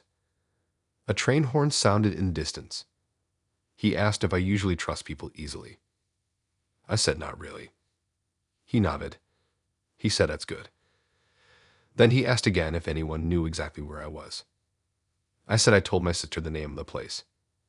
He asked if she would come looking if I didn't answer my phone. I said probably. He looked thoughtful for a moment. Then he said, but she wouldn't know where to start. I felt cold. I asked why he keeps asking that. He leaned forward slightly and lowered his voice. He said he just likes clarity. Clarity about what? He said about how much time we have. Time for what? He smiled again. Not wide. Just enough. I realized then that this wasn't small talk. This was assessment. I thought back to my hesitation earlier. How he had relaxed. Like someone checking off a box. I picked up my phone casually and opened my messages. I texted my sister the exact address and table location. I made sure he saw me typing. He noticed. His expression changed slightly. I said just letting her know we moved outside. He nodded slowly, but his jaw tightened. The train roared past then, loud enough to shake the table slightly. For a few seconds, neither of us spoke. When the noise faded, he asked if I wanted to take a short walk along the tracks, said it's peaceful at night. I said I'm good here. He studied me carefully. Then he said sometimes people overestimate how quickly help can arrive. My heart started pounding. I asked if he says that to everyone. He tilted his head. He said only the ones who hesitate. That word again. Hesitate. I stood up then, slowly. I said I think I'm going to head out. He didn't grab me. He didn't raise his voice. He just looked mildly disappointed. He said already. I said yeah. He glanced at my phone in my hand. Then he said, good thing you told your sister exactly where you are. The way he said it made my skin crawl. I walked back inside the brewery without looking back. I went straight to the bar and told one of the staff that I felt uncomfortable, that the guy outside kept asking about who knew my location. The bartender's expression shifted immediately. He said they had a couple complaints about someone matching that description before. Nothing criminal, just unsettling. I stayed inside until I saw him leave through the side gate instead of the main entrance. I didn't go home right away. I drove around for 20 minutes just to make sure no one followed. Later that night, my sister called and asked why I suddenly sent her my exact location. I told her I just had a feeling. I keep thinking about that small hesitation, that half second where I wasn't sure what to say, and how relieved he looked when he thought no one knew exactly where I was.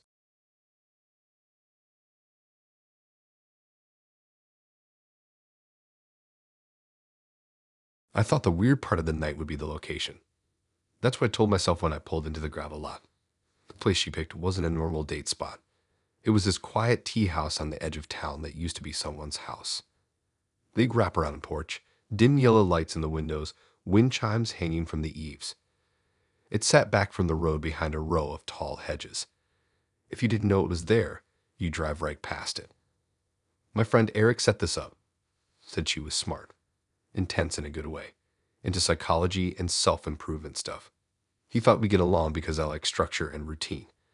That should have been the warning. Inside, the tea house was almost too quiet. No music, just a soft clink of ceramic cups and low conversations. The walls were lined with bookshelves and plants. Each table had a small lamp instead of overhead lights. It felt less like a restaurant and more like someone's living room. She was already seated at a table near the back corner. Not hidden, but definitely not in the center either. She had a cup of tea in front of her and her hands folded neatly on the table. She looked calm, composed, like she had been there longer than necessary. We did the usual intro. Names, work, hobbies. She spoke clearly, carefully choosing her words. She asked thoughtful questions and listened without interrupting. At first, it felt refreshing. Not forced. Not awkward. She told me she was researching long-term compatibility in modern dating culture. Said she liked observing patterns and testing theories in real time. I laughed and said, so, am I part of the study? She smiled slightly and said in a way, yes. I assumed she was joking. We ordered tea and small desserts, nothing heavy. The place didn't even serve full meals. About 30 minutes in, after we had talked about family and childhood stuff, she reached into her bag. I thought she was grabbing her phone. Instead, she pulled out a thick notebook. Hardcover, black, worn at the edges like it had been used a lot. She set it gently on the table between us. The front was labeled in neat handwriting. Compatibility attempts. My stomach tightened instantly. I laughed softly and asked what that was. She tilted her head and asked if I wanted to see how the others did. The way she said others made my throat feel dry. I tried to keep it light, asked how many others. She opened the notebook without answering. Inside were pages filled with notes, columns, scores, little observations written in tight, controlled handwriting. Names at the top of each section. Dates. Locations. I saw phrases like punctuality rating 7 out of 10. Eye contact stable. Discomfort threshold reached at 42 minutes. I felt like I was looking at something I wasn't supposed to see. She flipped to a page near the middle. She pointed at a name and said this one reacted poorly when asked about childhood fears, said he deflected with humor. She flipped again. This one scored high on patience but low on emotional availability. She spoke about them like case studies. I asked if these were all dates. She nodded. She said it's important to track data if you want meaningful results. Results for what? She looked at me steadily and said for selection. That word again. Selection. I asked what happens to the ones who don't score well. She shrugged slightly. She said they simply don't progress. Progress to what? She didn't answer directly. Instead, she turned to a blank page. At the top, she wrote my name. Full name. I don't remember telling her my middle name, but she wrote it correctly. My pulse started pounding. She wrote the date underneath. Then she looked up at me. She said I'm doing well so far. I asked what the criteria were. She said baseline honesty, stability markers, conflict response, stress tolerance. I laughed nervously and said that's a lot for tea. She didn't laugh. She said most don't make it past the midpoint. Midpoint of what? She glanced at the clock on the wall behind me. She said about an hour in. I checked my watch. We were at 47 minutes. She asked if I had told anyone exactly where I was. That question again. I said, yeah, Eric knows. She asked if he knew the exact address. I hesitated. That hesitation felt loud in the quiet room. She made a small note in the margin. I asked what she wrote. She said slight delay in reassurance. My chest felt tight. She asked if I consider myself adaptable. I said depends on the situation. She wrote that down too. Then she turned the notebook slightly toward me. She said if you want, you can see how the others compared. Part of me wanted to refuse. Part of me was morbidly curious. I leaned forward slightly. The pages weren't just notes. There were small printed photos clipped to some entries. Men sitting across from her at various capes and restaurants. None of them looking at the camera. All unaware. I felt cold. I asked if they knew she was documenting them like this. She said documentation is essential. That wasn't an answer. I noticed something else. Some entries had a red line drawn across the page. Thick. Final. I asked what that meant. She closed the notebook slowly. She said discontinued. Discontinued. I swallowed. She leaned forward slightly. She said compatibility isn't just about shared interests. It's about long-term viability, about minimizing risk. Risk of what? She said emotional disruption. She spoke calmly, rationally, like she was explaining a science project. I started noticing how isolated our table was, how the nearest couple was far enough away that they couldn't hear us, how the staff stayed mostly near the front counter. She asked if I believe in optimizing outcomes. I said, I guess. She nodded. She said, that's good. She asked how I handle rejection. I said, like anyone else. She wrote something down. Then she asked if I would be willing to take a short walk after this. Said she prefers observing people outside controlled environments too. Controlled. The word echoed in my head.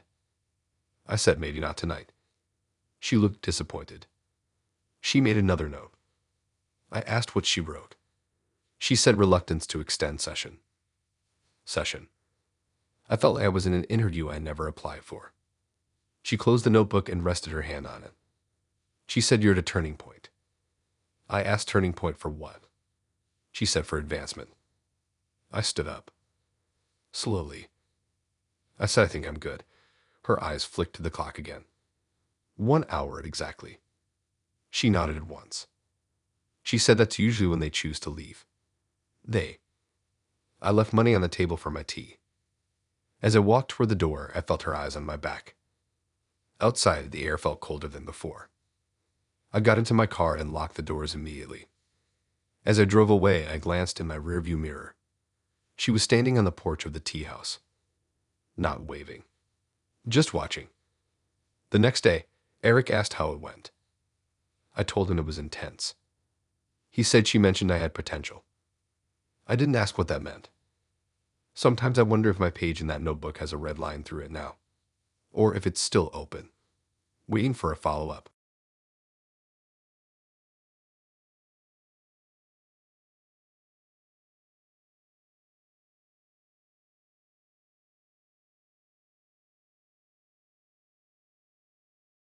I knew the night was about to go wrong when he looked at his phone and didn't seem annoyed. You know how most people act when they get a call on a first date. Apologetic, embarrassed. They roll their eyes and say sorry about this. He didn't do any of that. He just looked down at the screen, stared at it for a second too long, and then smiled slightly like he had been waiting for it. This was supposed to be simple. My cousin Megan set it up. She said he was ambitious, polite, worked in event planning. Said he was organized and thoughtful, and the kind of guy who always had a plan. I remember joking that sounded intense. She laughed and said intense in a good way. We met at this rooftop lounge on top of a hotel downtown. Not super fancy, but trying to be. Fake plants, glass railings, low couches with metal tables. You could see the whole city from up there, lights blinking in the distance, cars crawling through intersections like slow bugs. It was warm for once, so the place was crowded. Groups of friends taking selfies near the railing. Couples leaning close under the string lights. He was already there when I arrived, sitting on one of the couches near the edge. He stood up when he saw me and gave me the steady smile that didn't feel nervous at all. Confident, like he already knew how the night would go. We ordered drinks, talked about work. He told me about coordinating large private gatherings. Said he was good at managing moving parts and making sure everything ran smoothly. He kept using words like coordinated, prepared, synchronized. I remember thinking it was just his job bleeding into conversation. About 30 minutes in, just when I was starting to relax, his phone buzzed. He glanced at it. His expression changed subtly. Not worried, not irritated. Satisfied. He excused himself, saying he had to take it. He walked toward the far corner of the rooftop, near the elevator doors. I watched him out of habit. He turned slightly away from the crowd, head bent toward the phone. He didn't talk long. Maybe a minute. When he came back, he sat down calmly, placed his phone face down on the table, and leaned toward me slightly. Then he said they're ready. I blinked. I asked who. He didn't answer right away. Instead, he picked up his drink and took a slow sip. He said, I think you'll appreciate how organized this is. My stomach tightened. I asked what he meant. He smiled faintly and said, you'll see. I glanced around the rooftop instinctively. Nothing looked different. People were still laughing, music still playing softly, city lights still blinking below us. I asked if we were going somewhere. He nodded. He said the next phase is set. Phase. That word made my skin feel tight. I laughed awkwardly and asked if this was some kind of surprise. He said in a way. He leaned back and studied my reaction like he was gauging something. I said I didn't agree to any phases. He said this is standard for him. Standard for what? He said for proper evaluation. My heart started pounding faster. I asked what exactly is happening. He tilted his head slightly and said they just needed confirmation that you arrived. Confirmation. I felt cold. I asked who they were. He glanced toward the elevator doors briefly, then back at me. He said people who help him make decisions. I stared at him, trying to see if he was joking. He wasn't. He said he doesn't rely on instinct alone, said he believes in collective input. Collective. I looked around again. 2 men near the railing, a woman at the bar alone, a couple taking photos by the glass. Suddenly, every face felt possible. I asked if they were here. He smiled faintly. He said, of course. My throat felt dry. I asked what exactly they were ready for. He said the observation portion is complete. Observation portion. He spoke like we were in a lab. I asked how long I had been observed. He shrugged lightly. Since you entered the building. My mind flashed back to the lobby downstairs. The receptionist, the security guard, the elevator ride up with 2 strangers. He noticed my expression shift. He said, relax. It's subtle. No one will approach unless necessary. Unless necessary. I felt my hands go cold. I asked what determines necessary. He said your response to this moment. That sentence hung in the air between us. I tried to keep my breathing steady. I asked what happens next. He said ideally, we move to a quieter environment where conversation can continue without distraction. I said I'm fine here. He nodded slowly. He said that's one option. Option. I felt like I was being sorted. He leaned forward slightly. He said if you stand up abruptly or try to leave without acknowledgement, it signals instability. Instability. I asked why it matters. He said because decisions have already been discussed. Discussed by who? He glanced toward the bar, then toward the entrance to the stairs, then back at me. He said you were a strong candidate. Were. Past tense. I swallowed. I said candidate for what? He didn't answer directly. Instead, he asked if I trusted group judgment. I said I don't even know who the group is. He nodded. He said that's understandable. He picked up his phone again and tapped the screen. Almost immediately, one of the men near the railing looked in our direction. It might have been coincidence, but the timing felt wrong. He set his phone back down. He said they just need to know if you're willing to proceed. Proceed where? He said downstairs. There's a private room reserved. I said I'm not going anywhere private with people I don't know. His expression hardened slightly for the first time. He said that will be noted. Noted. I felt like something was closing in around me. I glanced toward the elevator. 2 women stepped out, laughing, unaware of anything strange. I realized then that this whole thing relied on me doubting myself. On me thinking maybe I was overreacting. I stood up. Slowly. I said I'm leaving. He didn't grab me. He didn't raise his voice. He just looked at his phone again. Then he said, "That's unfortunate." I walked toward the elevator. As the doors opened, I glanced back. He was still sitting there, calm, watching. When I stepped inside, I noticed something that made my chest tighten. One of the men from the railing was standing near the elevator panel. He smiled politely and pressed the lobby button before I could. I didn't say anything. The ride down felt too long. When the doors opened in the lobby, the security guard looked up briefly. Normal. Too normal. I walked out of the hotel and into the street without looking back. I didn't stop until I was halfway down the block. My phone buzzed. Unknown number. A message. Assessment incomplete. I blocked it immediately. I don't know who they were. I don't know how many of them were actually there. But I know he didn't look surprised when I chose not to proceed. Like this wasn't the first time someone walked away before they were ready.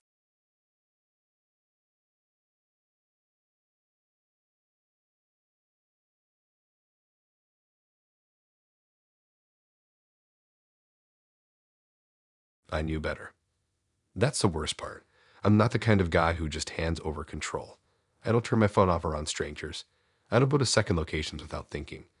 I don't ignore small warning signs. And still, I did exactly what she asked. She didn't force me. She didn't threaten me. She just asked softly, like it was completely normal. This one was set up by a friend from work. He said she was into minimalism and mindfulness. Said she hates distractions and values real connection. I remember thinking that sounded kind of refreshing. I spend most of my day staring at screens, answering emails, scrolling through nothing. The idea of someone wanting actual attention sounded good. We met at this quiet, low cabin-style restaurant just outside town. It sits near a lake surrounded by trees. Not a big tourist lake, just a local one. In the evening, it gets really still out there. The road leading to it is narrow and dark, no streetlights, just headlights cutting through trees. When I pulled into the gravel parking lot, there were only a few cars. The place wasn't crowded. Warm yellow light spilling from the windows, smoke drifting from a chimney. Inside, it was cozy in a way that almost felt staged. Wooden beams, a stone fireplace, low music playing from hidden speakers. Only about 6 tables total. She was already there, sitting near the back corner by a window that looked out toward the dark lake. She stood up when I approached, smiled gently, and said she was glad I came. She looked calm, steady, no nervous fidgeting, no awkward small talk energy. We ordered dinner, nothing fancy, burgers and wine. The conversation started normal, where we grew up, what we do for work. She talked about how she left social media 2 years ago, said she deleted everything, said she felt freer without constant notifications. I nodded and said I get that. She asked if I ever turned my phone off completely. I said not really. Maybe when I'm on a plane. She smiled slightly. She said that's interesting. I didn't think much of it. About 20 minutes in, she glanced down at my phone on the table. The screen lit up briefly with a notification. She asked if I would mind turning it off for the rest of dinner. She said it softly, no pressure in her voice. She said she believes in full presence. No interruptions. No outside influence. I hesitated. Just for a second. She held eye contact the entire time. She said she'd already turned hers off before I arrived. She reached into her bag and showed me her phone. Screen black. Powered down. It felt reasonable. Romantic, even. Like we were stepping out of the world for a bit. So I did it. I held the power button and watched my screen go dark. She smiled when I did. Not a big smile. Just a slow, satisfied one. That was the moment something in my chest tightened. The rest of dinner shifted in small ways after that. She asked more personal questions about my family, about whether anyone worries about me if I don't respond quickly. about how long it would take someone to notice if I disappeared for a few hours. I laughed it off at first. Said my roommate would probably text me if I didn't show up by midnight. She asked if he tracks my location. I said no. She nodded slowly. She said that's healthy. Independence is important. I noticed then that the restaurant felt quieter than before. One of the other couples had left. Another table was paying their bill. The waiter didn't come by as often. I told myself I was overthinking. She leaned back in her chair and studied me. She said most people get anxious without their phones nearby. I said I'm fine. She said good. She asked if I trust her. I said we just met. She smiled again. She said that's fair. Our food came. I barely tasted mine. She kept glancing toward the window, toward the dark lake. I asked if she comes here often. She said only when it matters. I asked what that meant. She didn't answer directly. Instead, she said it's peaceful out there at night. Hardly anyone around. No cameras. No noise. That word stuck. No cameras. I hadn't noticed any when I walked in. She finished her meal slowly. I kept thinking about my phone sitting powerless in my pocket. I kept imagining someone trying to reach me. Around an hour in, she suggested we take a short walk by the lake. Said it would be a shame not to. I said maybe just a quick one. She smiled wider this time. We left money on the table and walked out the back door of the restaurant onto a wooden dock. The air was colder near the water. The lake was completely still, black surface reflecting faint moonlight. No other people outside, just trees and silence. She walked ahead of me slightly and stopped near the edge of the dock. She asked how it feels. I said, how does what feel? She said being unreachable. My stomach dropped. I realized I couldn't even check the time. Couldn't call anyone. Couldn't pretend to get an urgent message. I said I can turn my phone back on any time. She tilted her head slightly. She said, of course. But you haven't yet. I felt something shift inside me then, like a slow realization. She wasn't just asking for presents. She was testing compliance. I reached into my pocket. She noticed immediately. Her eyes locked onto my hand. I said, I'm just checking something. She said, you don't need to. The way she said it made my heart race. Not loud. Not threatening. Just certain. I stepped back slightly from the edge of the dock. She stepped forward. Closer to me. She said most people don't realize how much they rely on their phones until they can't use them. She said it makes them vulnerable. Vulnerable. The word hung in the cold air. I pressed the power button in my pocket. Nothing happened. I pressed it again. Still nothing. I pulled the phone out. Screen black. I held the button longer.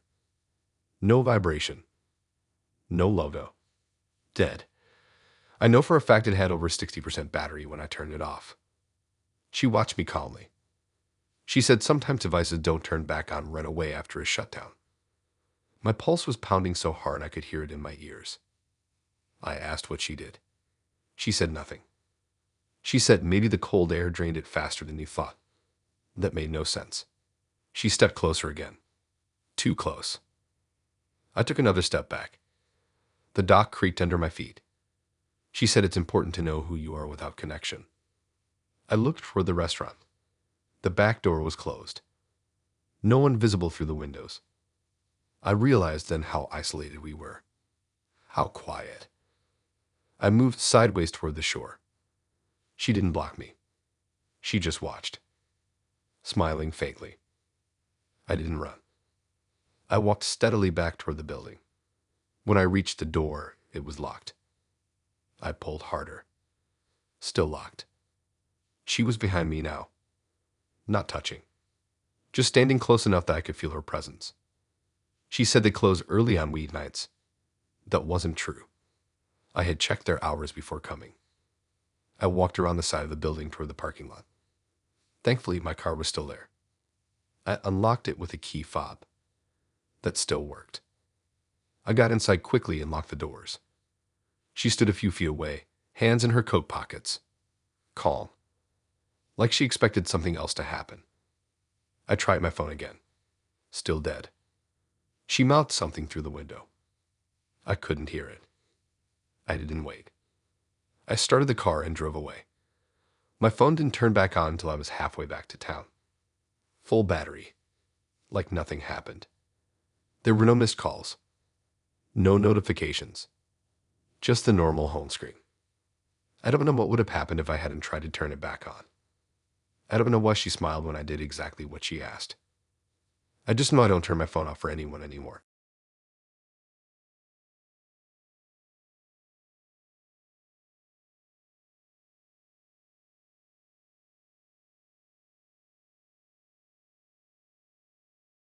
I knew something was off before we even left the cafe, but I couldn't explain why. The date itself wasn't terrible. That's what makes it worse. If he had been obviously creepy from the start, I would have bailed early and gone home and laughed about it later. But he wasn't. He was polite, steady, a little intense, sure, but not in a way that screams danger. Just focused, observant. My friend Nina set this one up.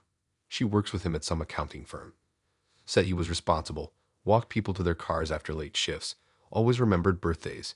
Safe guy energy. That's what she called it. We met at this late-night coffee shop downtown that stays open until midnight. Brick walls, low lighting, mismatched couches. It's the kind of place college students sit for hours pretending to study. That night, it wasn't too crowded. A couple people on laptops, one group playing cards near the back. He was already there when I arrived. Sitting upright, hands folded around a mug like he had been rehearsing patience. He stood when he saw me, smiled, pulled my chair out slightly. Conversation flowed easily enough. He asked about my job at the bookstore, asked what genres I like, told me about his routine. Gym at 6, work by 8, dinner at 7. Everything scheduled. He seemed to like structure. I noticed early on that he paid attention to details, small ones. The way I held my cup, the way I tucked my hair behind my ear when I was thinking. He would nod slightly every time, like he was confirming something internally. After about an hour, I checked the time and said I should probably head home. He immediately said he'd walk me. I told him it was fine. I live only a few blocks away. He insisted. Said it's late. It was only 10:30 p.m. I hesitated, then agreed, mostly because arguing about it felt awkward and I didn't want to make it weird. Outside, the air was cool. The streetlights cast long shadows on the sidewalk. Downtown was quieter than usual. Most shops closed, just a few bars still open. We started walking side by side. He asked which direction. I pointed left. We walked for about half a block before he spoke again. He said it's not the way you go. I laughed lightly and said yes it is. He shook his head slightly. He said your building is the other direction. My heart skipped. I asked how he would know that. He paused. Then said Nina mentioned roughly where I live. Roughly. Not specifically. I slowed my pace slightly. I told him I sometimes take different routes. He nodded, but something in his expression tightened. Like I had disrupted a plan. We kept walking. I deliberately took a turn down a side street that I don't usually use. He stopped for a second, then followed. He said that's an unusual choice. I asked why. He said it's darker, less traffic. My pulse started to pick up. I said I like quiet streets. He studied my face, then said you usually cut across Maple, not Elm. My stomach dropped hard. Maple is my normal route. I never mentioned that. I asked how he knew that. He shrugged lightly and said I noticed patterns. Patterns. I felt the air change between us. I said you walked behind me before. He didn't deny it. He said only to confirm. Confirm what? He didn't answer directly. Instead, he stepped slightly ahead of me and gestured toward the next corner. Said we should turn right. I stopped walking. I said I'm going straight. He looked genuinely confused, then mildly irritated. He said that doesn't make sense. Your entrance is on the east side. My throat felt dry. I never told him which side my entrance is on. I said maybe I don't want to go straight home. He stared at me for a long second, then said you always do. Always. My heart was pounding so loud I could barely hear the faint traffic in the distance. I asked what he meant by always. He corrected himself quickly. Said most people do. But the pause before that correction was too long. I started walking again, faster this time. He matched my pace easily. He said, "You don't have to test me." Test him. I said, "I'm not testing anything." He said, "You're deviating." Deviating. The way he said it felt clinical. Like I had stepped out of bounds. I turned another corner randomly. A street I rarely use. He stopped again. Then walked toward me slowly. He said, "That route leads nowhere near your building." I felt a surge of cold realization. He wasn't guessing. He knew. He had mapped it. He moved closer, lowering his voice. Said, "I just want to make sure you get home safely." I said, "I will." He smiled slightly, but it didn't reach his eyes. He said, "Safety is about predictability." That sentence made my skin crawl. I realized then that he wasn't walking me home. He was correcting me, like I was messing up choreography. I stopped under a streetlight, bright enough to see his face clearly. I asked how many times he's watched me walk home. He didn't answer. He just tilted his head slightly. Then said, "You take the same route every weekday around 7:15 p.m. My blood ran cold. I closed the bookstore at 7. I walk home around 7:10 or 7:15. I never noticed anyone behind me consistently. I asked why he would do that. He said to ensure compatibility. Compatibility with what? He said with routine. I felt suddenly very exposed. Like my entire daily life had been an open file. I stepped back. He stepped forward, closing the distance. He said, "I didn't want to bring this up tonight." Bring what up? He said, "You missed a step last Thursday." I stared at him.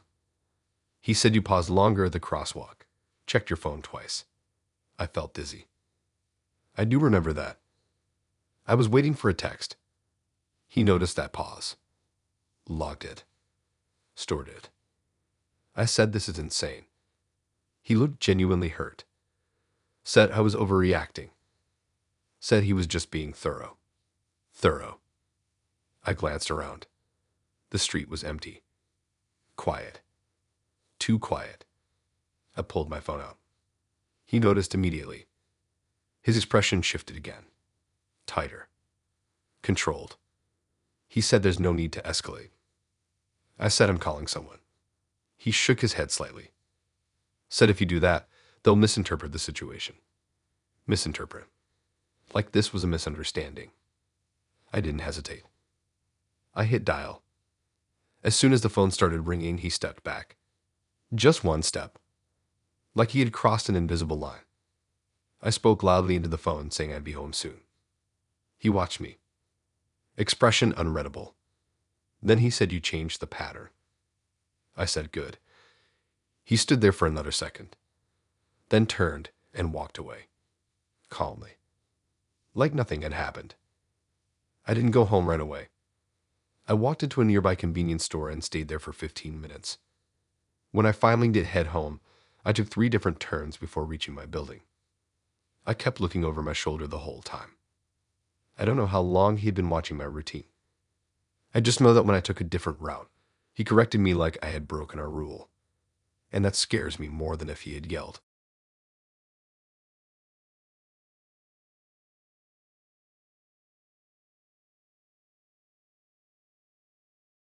I didn't realize there was a point to panic until she said it.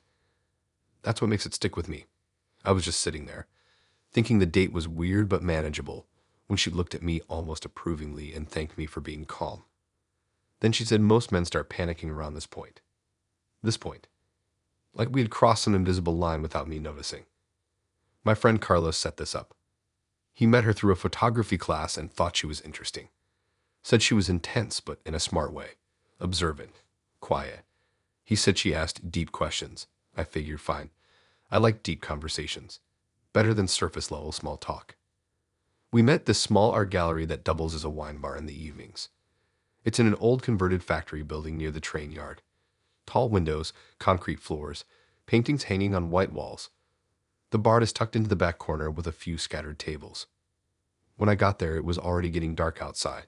The gallery lighting was soft, almost shadowy. Not many people inside. maybe 6 or 7, quietly moving between paintings. She was standing near a large abstract piece when I walked in, arms folded, studying it like she had been there a while.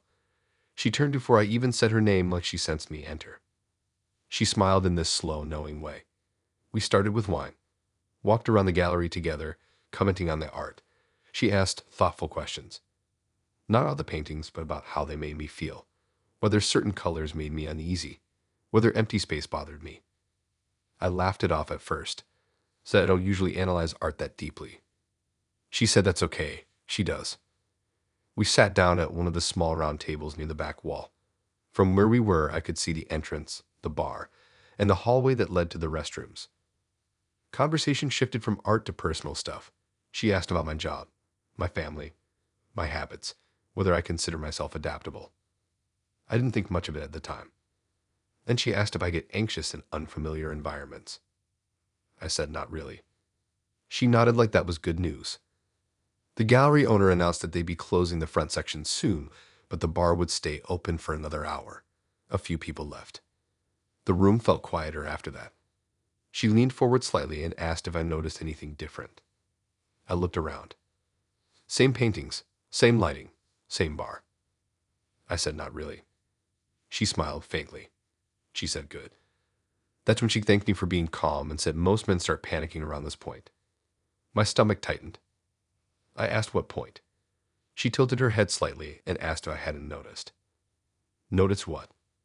She gestured subtly toward the entrance. The front doors were locked. I hadn't seen them lock. I said maybe they just closed the gallery part. She nodded. She said yes. And the back door too. My pulse picked up. I turned slightly in my chair and saw the hallway door had a closed sign hanging on it. I hadn't seen anyone put it there. I told myself it was normal. Place it close. She studied my face carefully. She said most men start checking their phones by now. I resisted the urge immediately. I didn't want to prove her right. She smiled again. She said, see. That's when I realized this wasn't random. She was observing me. I asked why it matters if someone panics. She said panic reveals instinct. Instinct for what? She said for survival. The word landed heavy. I laughed softly and said this feels dramatic. She shrugged. She said drama is perception. I finally pulled my phone out. No signal. I frowned. I know there's usually signal there. I've been to that gallery before. She watched closely. She said the building is older. Reception can be inconsistent. I stood up casually and walked toward the entrance. The door was indeed locked. I pulled lightly. No movement. The gallery owner was nowhere in sight. I walked back to the table slowly. She didn't look concerned. She looked curious. She said, "You're still calm." I said, "Should I not be?" She leaned back and crossed her legs. She said most men ask to leave by now. I asked leave to where. She didn't answer directly. Instead, she asked if I trust her. I said we just met. She nodded. She said that's a reasonable answer. The bar area was empty now. No bartender. No staff. I realized then that we were alone. Completely. The lights didn't flicker. Nothing dramatic happened, but the silence felt heavier. She asked if I feel trapped. I said not yet. She smiled wider at that.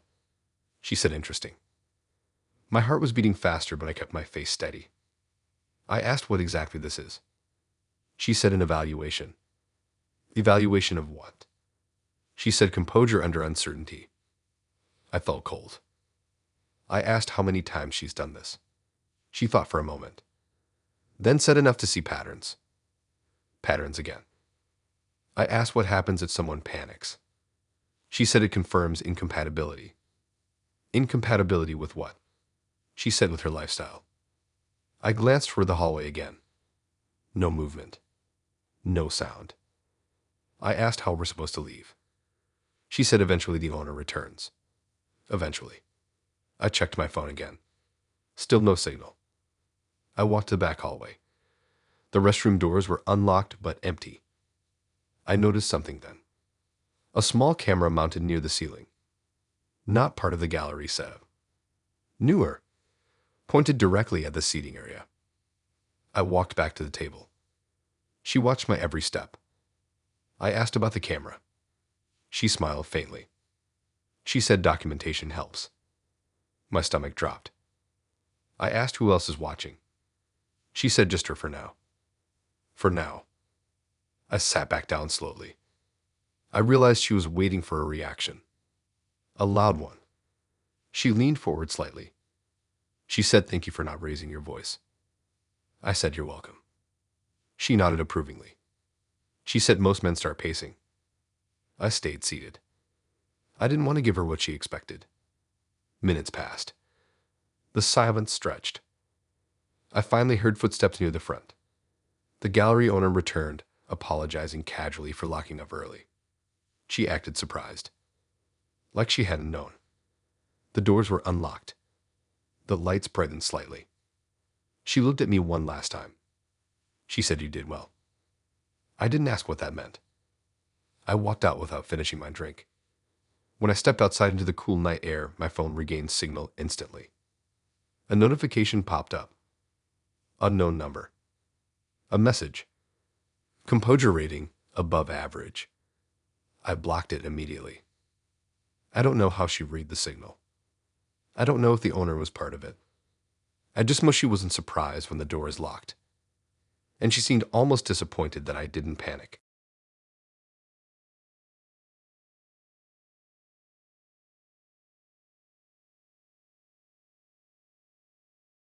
I knew something was wrong when I heard the word girlfriend, and he didn't even blink. It wasn't loud. It wasn't dramatic. It was said casually, like it was obvious. Like it had already been established somewhere I wasn't aware of. And the worst part was the way he smiled when he said it. Not nervous. Not apologetic. Just satisfied. This one was set up by my roommate's coworker. Apparently he was new in town. Worked in real estate. Good job. Good apartment. Steady schedule. She said he seemed serious about dating, not just messing around. That sounded fine to me. We met at this sports bar near the edge of downtown. Not my usual scene, but it was neutral ground. Big screens on every wall, neon signs, loud enough that you don't have to carry deep conversations. There's a long bar running down the center and booths lining the walls. He was already there when I walked in, leaning against the bar talking to the bartender. He waved when he saw me and came over with 2 drinks already in his hands. He handed one to me like he had known exactly what I'd order. I asked how he knew. He said he did a little research. That felt like a joke at the time. We grabbed a small table near the side wall. Conversation was normal at first. He asked about my job. I work at a small design firm. He asked about my hobbies, where I grew up. Nothing strange. He did lean in a lot though, like he was trying to close the distance faster than necessary. About 20 minutes in, one of the screens above us started playing highlights from a game. The crowd near the bar cheered loudly. He stood up and said we should move closer to the action. I didn't really want to, but I followed. We squeezed into a spot near the bar counter. It was crowded. Bodies brushing past, people shouting at the screens. That's when it happened. A guy next to us tapped him on the shoulder and made some comment about the game. He laughed and responded casually. Then he gestured toward me and introduced me as his girlfriend. My heart dropped so hard it felt physical. I waited for him to correct himself. He didn't. The stranger nodded like it made sense. I stared at him. He kept smiling. I laughed awkwardly and said we just met. He placed his hand lightly on my lower back and said technically yes. Technically. Like it was already decided. I pulled slightly away. He didn't move his hand at first. Just held it there. I whispered that was weird. He leaned closer and said it's easier. Easier for what? He didn't answer directly. He just turned back to the stranger and kept talking like nothing was off. The stranger eventually drifted away. I stepped aside and asked him why he said that. He shrugged. Said it avoids confusion. Confusion about what? He said men respect boundaries more if they think you're taken. That almost sounded protective. But the way he said it felt like ownership. I told him to not call me that again. He smiled. Said relax. I felt heat rising in my face. I said I'm serious. He nodded lightly. but there was something in his eyes that didn't match. We went back to the table. I thought maybe that was just a bad joke. But about 10 minutes later, another guy from across the bar waved at him. Apparently, they knew each other. They shook hands. The guy looked at me and asked how long we've been together. I opened my mouth to answer. He spoke first. Said almost a month. My stomach twisted. I stared at him. He didn't look at me. He just kept smiling at the guy. The guy laughed and said, "That's awesome." Then he asked if we lived together. He said, "Not yet." Not yet. My pulse started racing. I interrupted that time. Said, "This is our first date." The guy looked confused. He glanced between us. My date laughed like I had told a joke. Said she likes to tease. Tease. I felt small in that moment. Like my words didn't count. The guy eventually walked away, clearly unsure what to think. I told him this was not funny. He leaned back in his chair. Said, "I'm overreacting." Said, "It's harmless." Harmless. I asked why he would lie about something like that. He said, "It's not a lie." I felt my chest tighten. I asked what that meant. He looked directly at me for the first time since the introductions. Said, "I don't date casually." That didn't make sense. I said, "This is literally a first date." He nodded. Said, "Yes." Like that confirmed something. He leaned closer. Said he prefers clarity from the start. Clarity about what? He said about intentions. I felt like the room was spinning slightly. The noise of the bar felt louder. He said when he commits fully. Commit to what? We haven't even finished one drink. He placed his hand back on my lower back again. Firmer this time. Said it's easier if everyone understands the dynamic early. Dynamic. I pulled away more forcefully. He let his hand drop, but his expression hardened slightly. I said, "You don't get to define this." He stared at me, then smiled again. Calm. Controlled. He said, "Watch." He stood up and walked toward the bar again. I followed, half stunned. He caught the bartender's attention and made some comment about us celebrating something soon. The bartender congratulated us. Congratulated. I felt like I was watching someone rewrite reality in real time. I stepped in and said there's nothing to celebrate. The bartender looked confused. My date laughed again. Said she's modest. Modest. I felt invisible. Like my words were being overwritten. I told him I'm leaving. He looked genuinely surprised. Said, "Why would you leave your boyfriend at a bar?"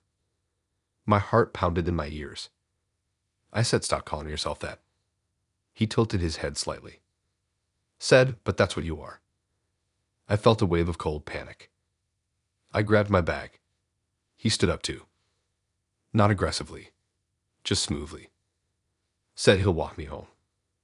I said no. He said it's what boyfriends do. I pushed past him and headed for the exit. He followed. Not running, just steady. Outside, the air felt cooler. I walked fast down the sidewalk. He kept pace.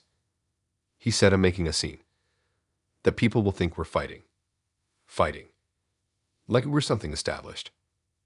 I turned down a side street. He stopped. Just for a second. Then called out that I'm going the wrong way. The wrong way. Like he knew where I live. I didn't respond. I walked into the first open convenience store I saw and stayed there until he left. I watched through the glass as he stood on the corner for a few minutes. Looking around. Waiting. Then eventually he walked off in the opposite direction. I didn't go straight home. I took a long route with multiple turns. My phone buzzed while I was walking. A message from an unknown number. It said, "Don't worry, we'll make it official soon." I blocked it, but I keep thinking about how easily he said it. Girlfriend. Like he just needed to say it out loud enough times for it to become true.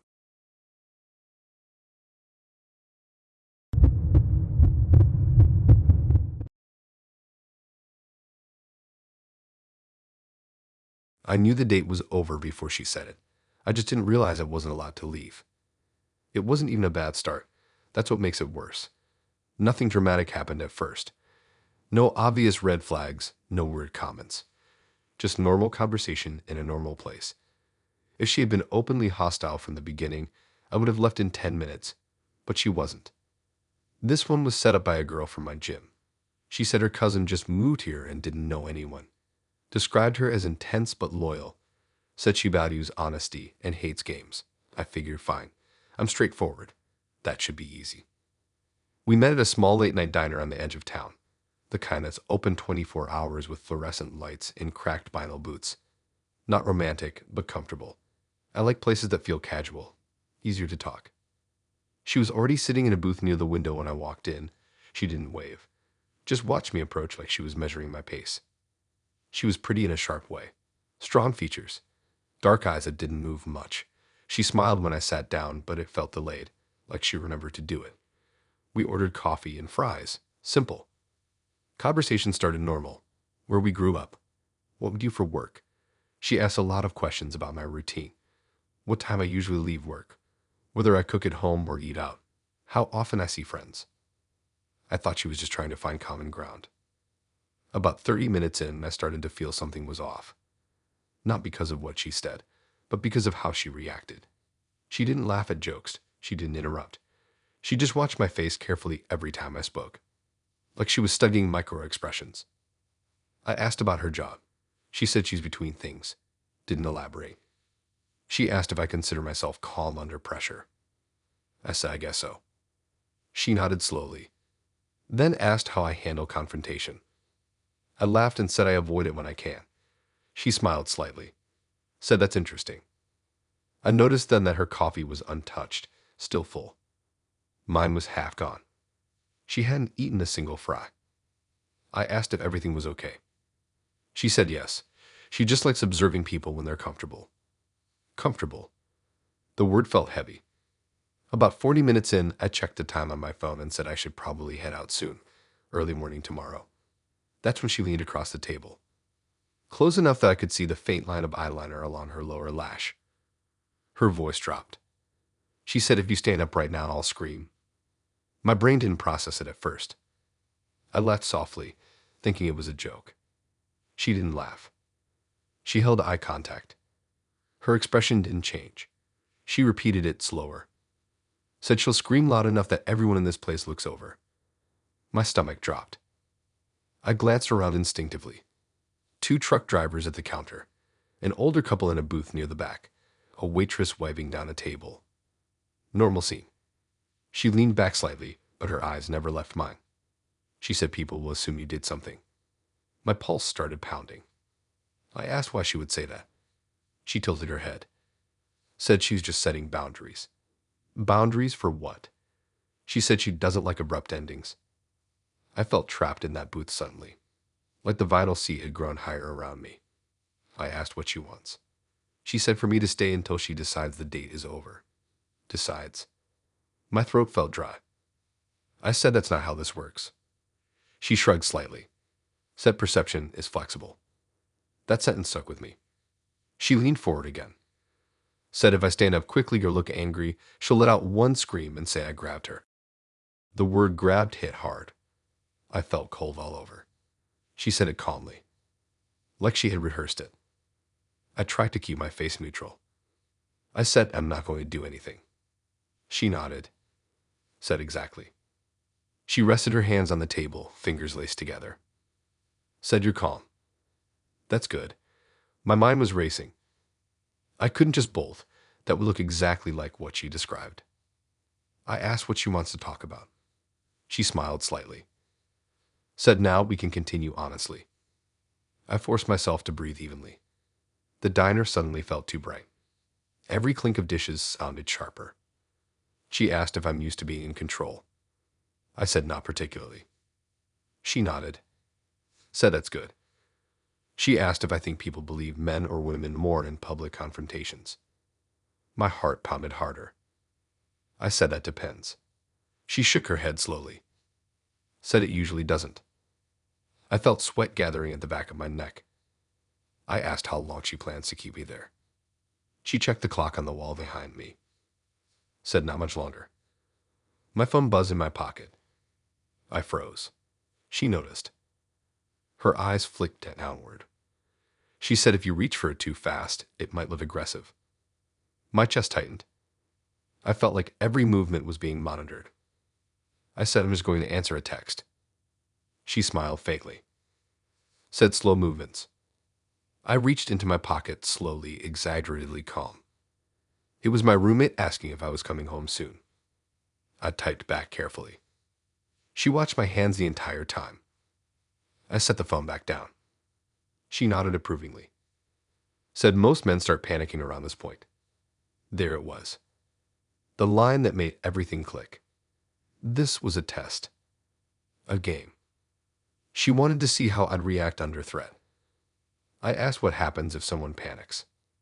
She said to confirm her theory. Theory about what?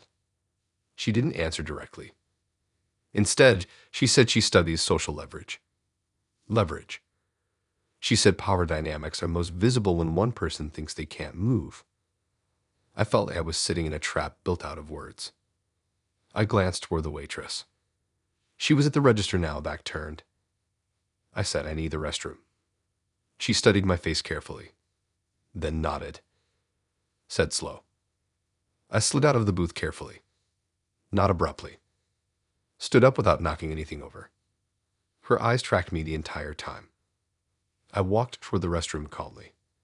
Once inside, I locked the door and leaned against it, heart racing. I considered climbing out the small window above the sink. Too small. I splashed water on my face. Then an idea hit me. I walked back out, just as calm as before. Sat back down. She looked satisfied. Said good. I reached into my pocket again slowly. Pulled out my phone. Placed it face down on the table. Then I spoke loudly enough for the truck drivers at the counter to hear. I said I just texted my friend who was a police officer. He's on his way to grab coffee here before his shift. Her expression flickered for the first time. Just a crack. I held her gaze. Said he likes this diner. The silence between us stretched. Her fingers tightened slightly around her cup. She forced a smile. Said that's unnecessary. I shrugged lightly. Said just being transparent. The truck drivers glanced over briefly. The waitress looked up too. The dynamic shifted. I saw it happen. She leaned back. The edge in her eyes softened. She said maybe we should call it a night. I nodded. Stood up slowly. No scream. No scene. I left money on the table and walked out calmly. I didn't look back. I don't know if she's still running that test on other guys. I just know that for a few minutes in that diner, she made me feel like standing up could ruin my life. And that's something I won't forget.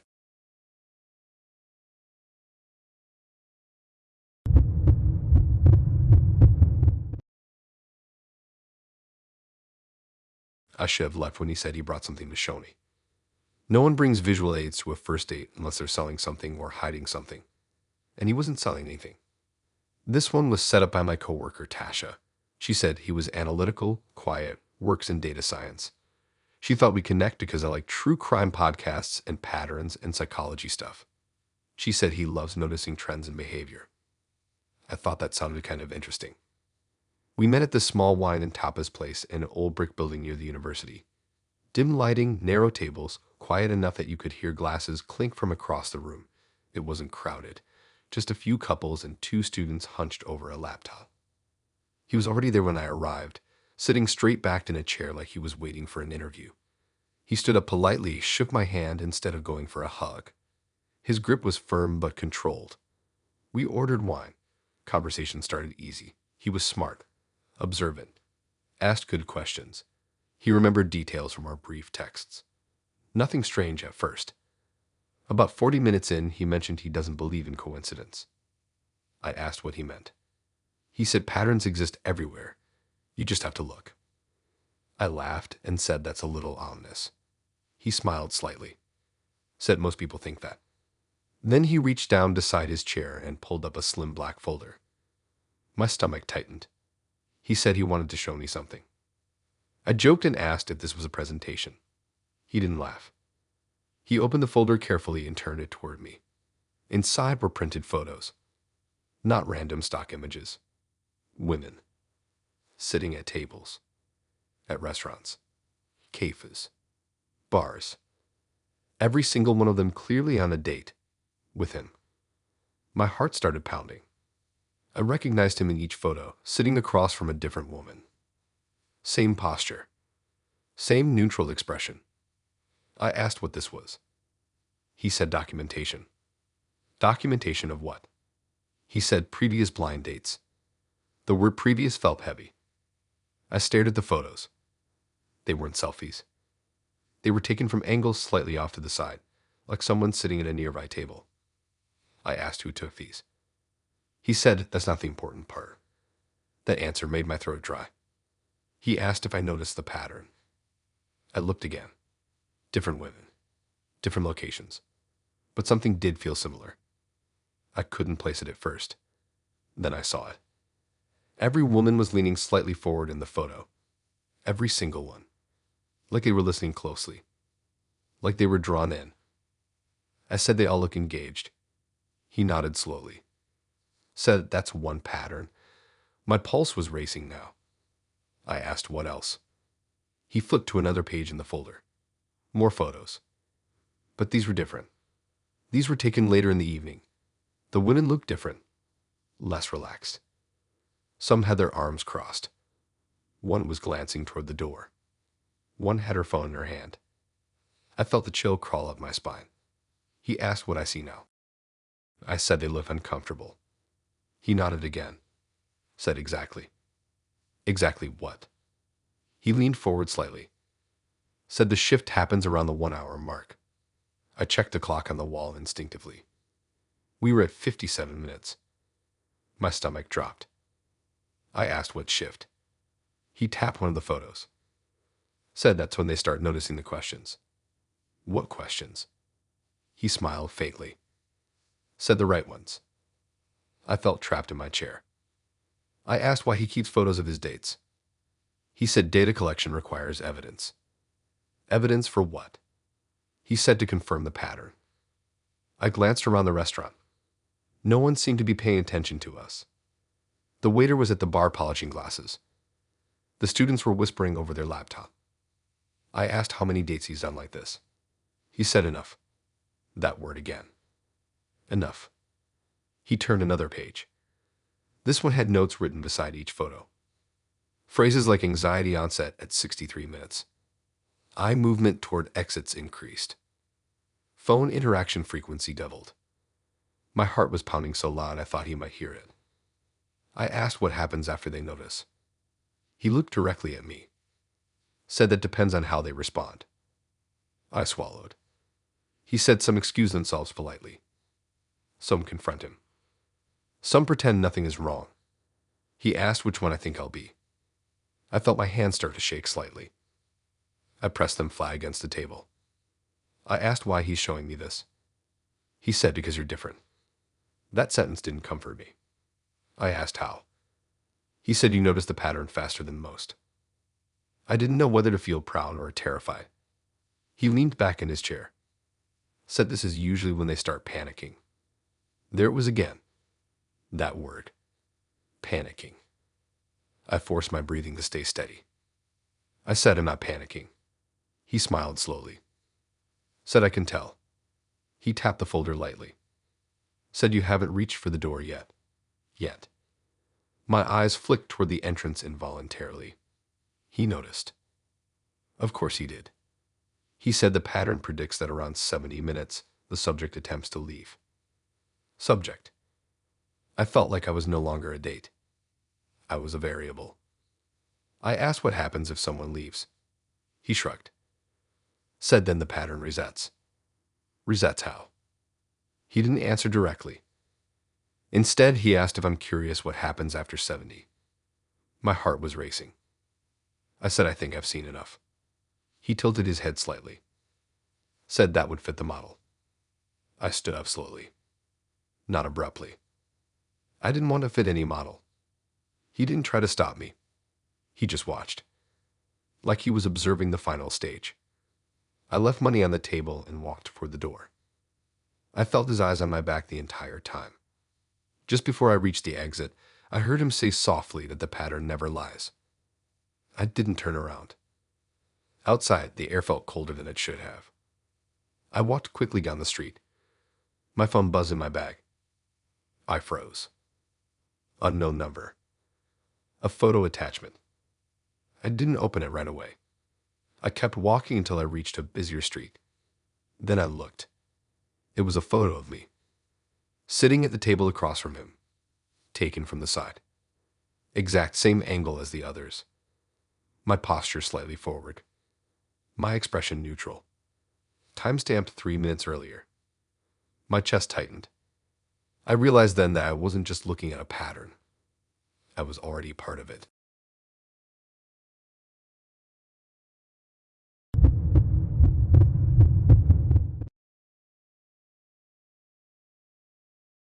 I should have been flattered when she said it couldn't fail. Instead, it made my stomach drop. People say stuff like that all the time, like it's romantic, like destiny is cute, but the way she said it felt less like hope and more like certainty. Like something had already been decided and I was just catching up. This one was set up by my older sister. She works with her at a small marketing firm. Said she was big on astrology and personality types. Said she believes in soul connections and all that. I'm not really into that stuff, but I didn't think it was dangerous. Just different. We met at this quiet rooftop garden restaurant attached to a boutique hotel. It's not high up, only 4 floors, but it feels secluded because of the plants.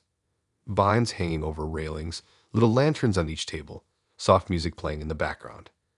From up there, you can see the tops of trees and the glow of streetlights below. I got there first. Picked a table near the edge, but not too close to the stairs. I like knowing where exits are. She arrived exactly on time, wearing this long dark coat and carrying a small leather journal. She smiled when she saw me, like she recognized something. Conversation started normal. She asked about my job at the tech repair shop. Asked what kind of people I deal with every day. She listened closely, nodding slowly, like she was collecting data. About 15 minutes in, she mentioned fate. Not casually. Intentionally. She said she doesn't believe in random meetings, said everything aligns for a reason. Even the smallest delays or wrong turns. I shrugged and said I'm more of a coincidence person. She smiled softly. Said that's what you think. I laughed, assuming she was joking. She opened her journal slightly and flipped through a few pages. I noticed dates written neatly at the top of each page. I asked if she journals often. She said only when it matters. That sentence stuck. We ordered dinner, pasta, and wine. The waiter left us alone. She leaned forward and asked if I believe in patterns. I said sometimes. She nodded. Said this date couldn't fail. There it was. I smiled awkwardly and said that's confident. She shook her head slightly. Said it's not confidence, it's alignment. Alignment of what? She turned the journal toward me. On the page were bullet points. My birthday. Correct. My zodiac sign. Correct. The city I grew up in. Correct. I hadn't told her that yet. My pulse picked up. I asked how she knew that. She said she did her homework. Homework. That word felt off. She pointed to a diagram drawn on the page. Circles overlapping, labeled with traits. She said our charts mirror each other in ways that statistically don't happen often.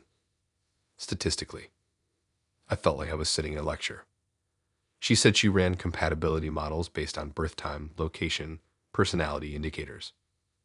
I laughed and said that's intense for a first date. She didn't laugh. She said this isn't a first date. My chest tightened. I asked what she meant. She said we were always going to meet. I felt cold despite the warm air. She said she mapped it. Mapped what? She said the trajectory.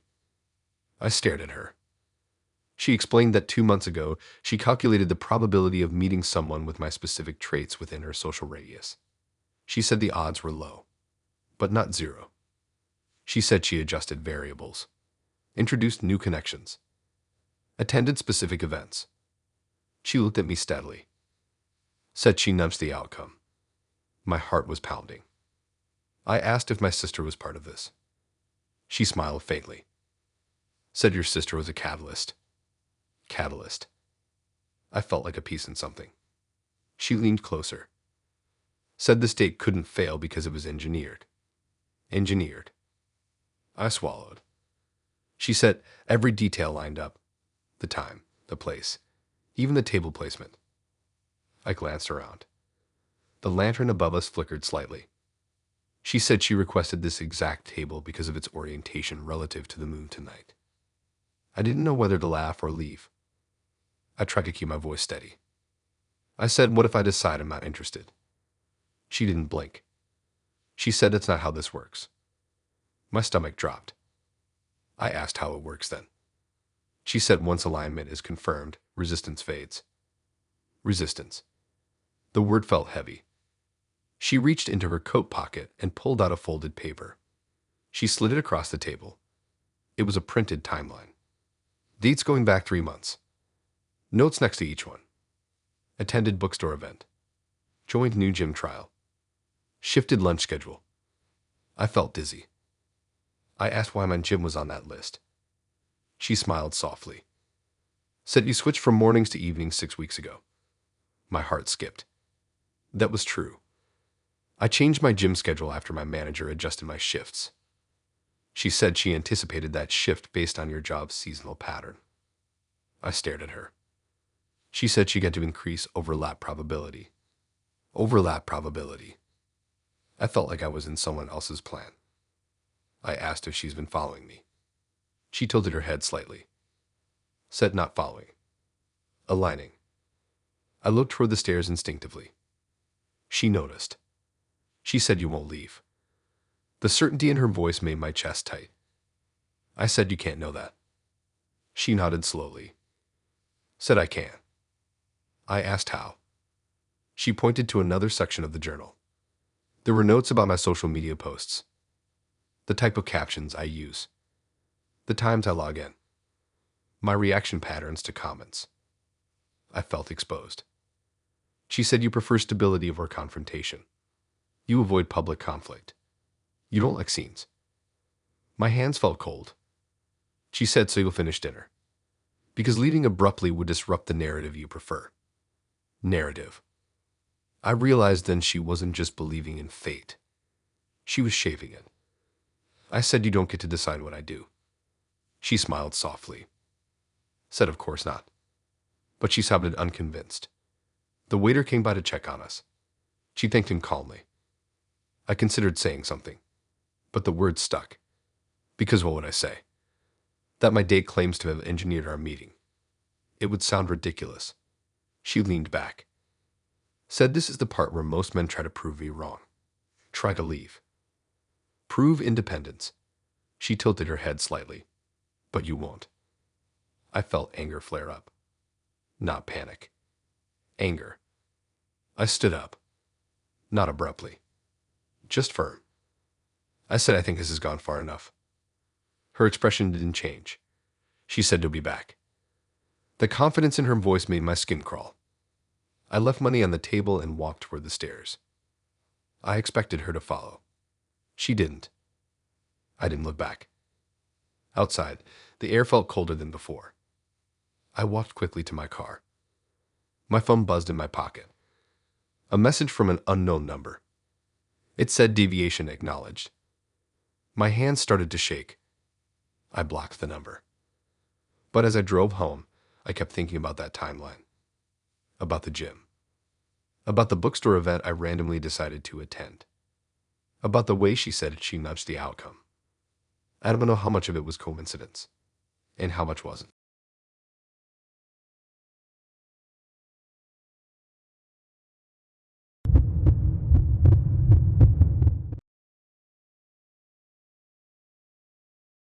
I knew something was wrong when he didn't argue about walking me home. Most guys either push too hard or back off completely. He did neither. He just smiled softly when I said I was heading out and said he'd walk me. Like it was already part of the plan. Like it had always been part of the plan. This one was set up by a friend from my yoga class. She said he was calm. Grounded. Into philosophy and long walks. She said he was the kind of guy who listens more than he talks. That sounded safe. We met at a small bistro tucked between a pharmacy and a laundromat on my side of town. Warm lighting, small tables, quiet music playing overhead. Nothing dramatic, just simple. He was already seated when I arrived, hands folded on the table, posture straight. He stood when he saw me, smiled gently, and pulled my chair out. Everything about him seemed controlled in a careful way. Conversation was easy at first. He asked about my job at the elementary school, asked about my students, listened closely. He didn't interrupt. He didn't overshare. He just observed. That word keeps coming up. Observed. He had this way of looking at me like he was studying my timing, when I laughed, when I hesitated, when I glanced at my phone. About halfway through dinner, he asked what I usually do after a date. I said I go home. He nodded slowly. Said alone. I said yes. He asked if I live alone. I hesitated for half a second.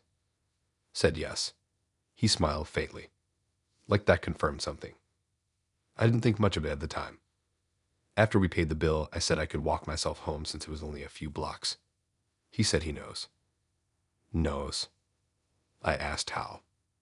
He shrugged lightly and said you mentioned earlier you like places close to home. I don't remember saying that. We stepped outside. The street was quiet. Street lights casting pale circles on the sidewalk. A couple cars passed. Nothing unusual. We walked side by side. He didn't try to touch me. Didn't walk too close. Just matched my pace exactly. If I sped up slightly, he did too. If I slowed, so did he. About a block in, he asked if I ever feel like patterns repeat. I said sometimes. He nodded. Said most people don't notice until it's too late. That phrase stuck. Too late for what? He didn't answer. We reached the corner near my building. I decided to test something. I took a different turn than usual. He stopped for half a second, then followed. He said that's not the quickest way. My stomach tightened. I said I'd like to change it up. He nodded slowly. But something in his expression sharpened, like I had disrupted an expectation. We continued walking. I deliberately took another random turn. He corrected me again. Said your building is the other way. My pulse spiked. I asked how he knew that. He said you always turn left here. Always. My mouth went dry. I asked what he meant by always. He looked straight ahead. Said you've taken that route 4 times this week. My heart started pounding so loud I felt dizzy. I walk home from work that way. Around 4:30 p.m. I asked if he's been following me. He didn't deny it. He said observing isn't following. Observing. I felt cold. I asked why he would do that. He said to understand context. Context for what? He didn't answer directly. Instead, he asked if I feel safe right now. I lied and said yes. He smiled softly. Said good. We reached my building. I slowed down, keys in my hand. The front entrance was just a few steps away. That's when he looked at me in a way that felt different. Not curious. Not polite. Certain. As I reached my front door, he smiled softly and said this is usually when they realize it's too late. My heart slammed against my ribs. I froze with my key halfway to the lock. I asked what he meant. He tilted his head slightly. Said this is the moment. The moment for what? He said the moment when you understand how much I know. I felt like the ground shifted under me. He stepped closer. Not touching. Just close enough that I could feel his presence. He said your morning alarm goes off at 6:15. You leave at 7:40. You stop at the same coffee shop every Tuesday. My throat closed. He said you don't pull your curtains fully at night. My skin crawled. I whispered that he's insane. He shook his head slightly. Said consistent. Consistent. I fumbled with my keys, trying to unlock the door. My hands were shaking. He didn't try to stop me. He just watched. Said you let me walk you home. You didn't call anyone. You didn't change pace. He was listing my actions like evidence. I finally got the door unlocked. Pushed it open slightly. He didn't step inside. He didn't need to. He leaned closer and said they always think they have more time. They. I asked who they were. He didn't answer. Instead, he glanced up toward the building. Said second floor, left side, right window. My chest felt like it was collapsing. That's my apartment. He smiled softly. Said C. Too late. I slammed the door shut and locked it. Ran to the window. Peeked through the blinds. He was still standing outside. Calm. Looking up. Not angry. Not rushing. Just watching. I backed away from the window. My phone felt heavy in my hand. I almost called the police. But what would I say? That a guy on a date listed my schedule. That he watched my curtains. He hadn't touched me. Hadn't forced anything. He just knew. My phone buzzed. Unknown number. A message. Tomorrow at 6:15. I blocked it immediately. But the next morning, at exactly 6:15, my alarm went off like usual. And for a second, before I moved, I wondered if he was outside already.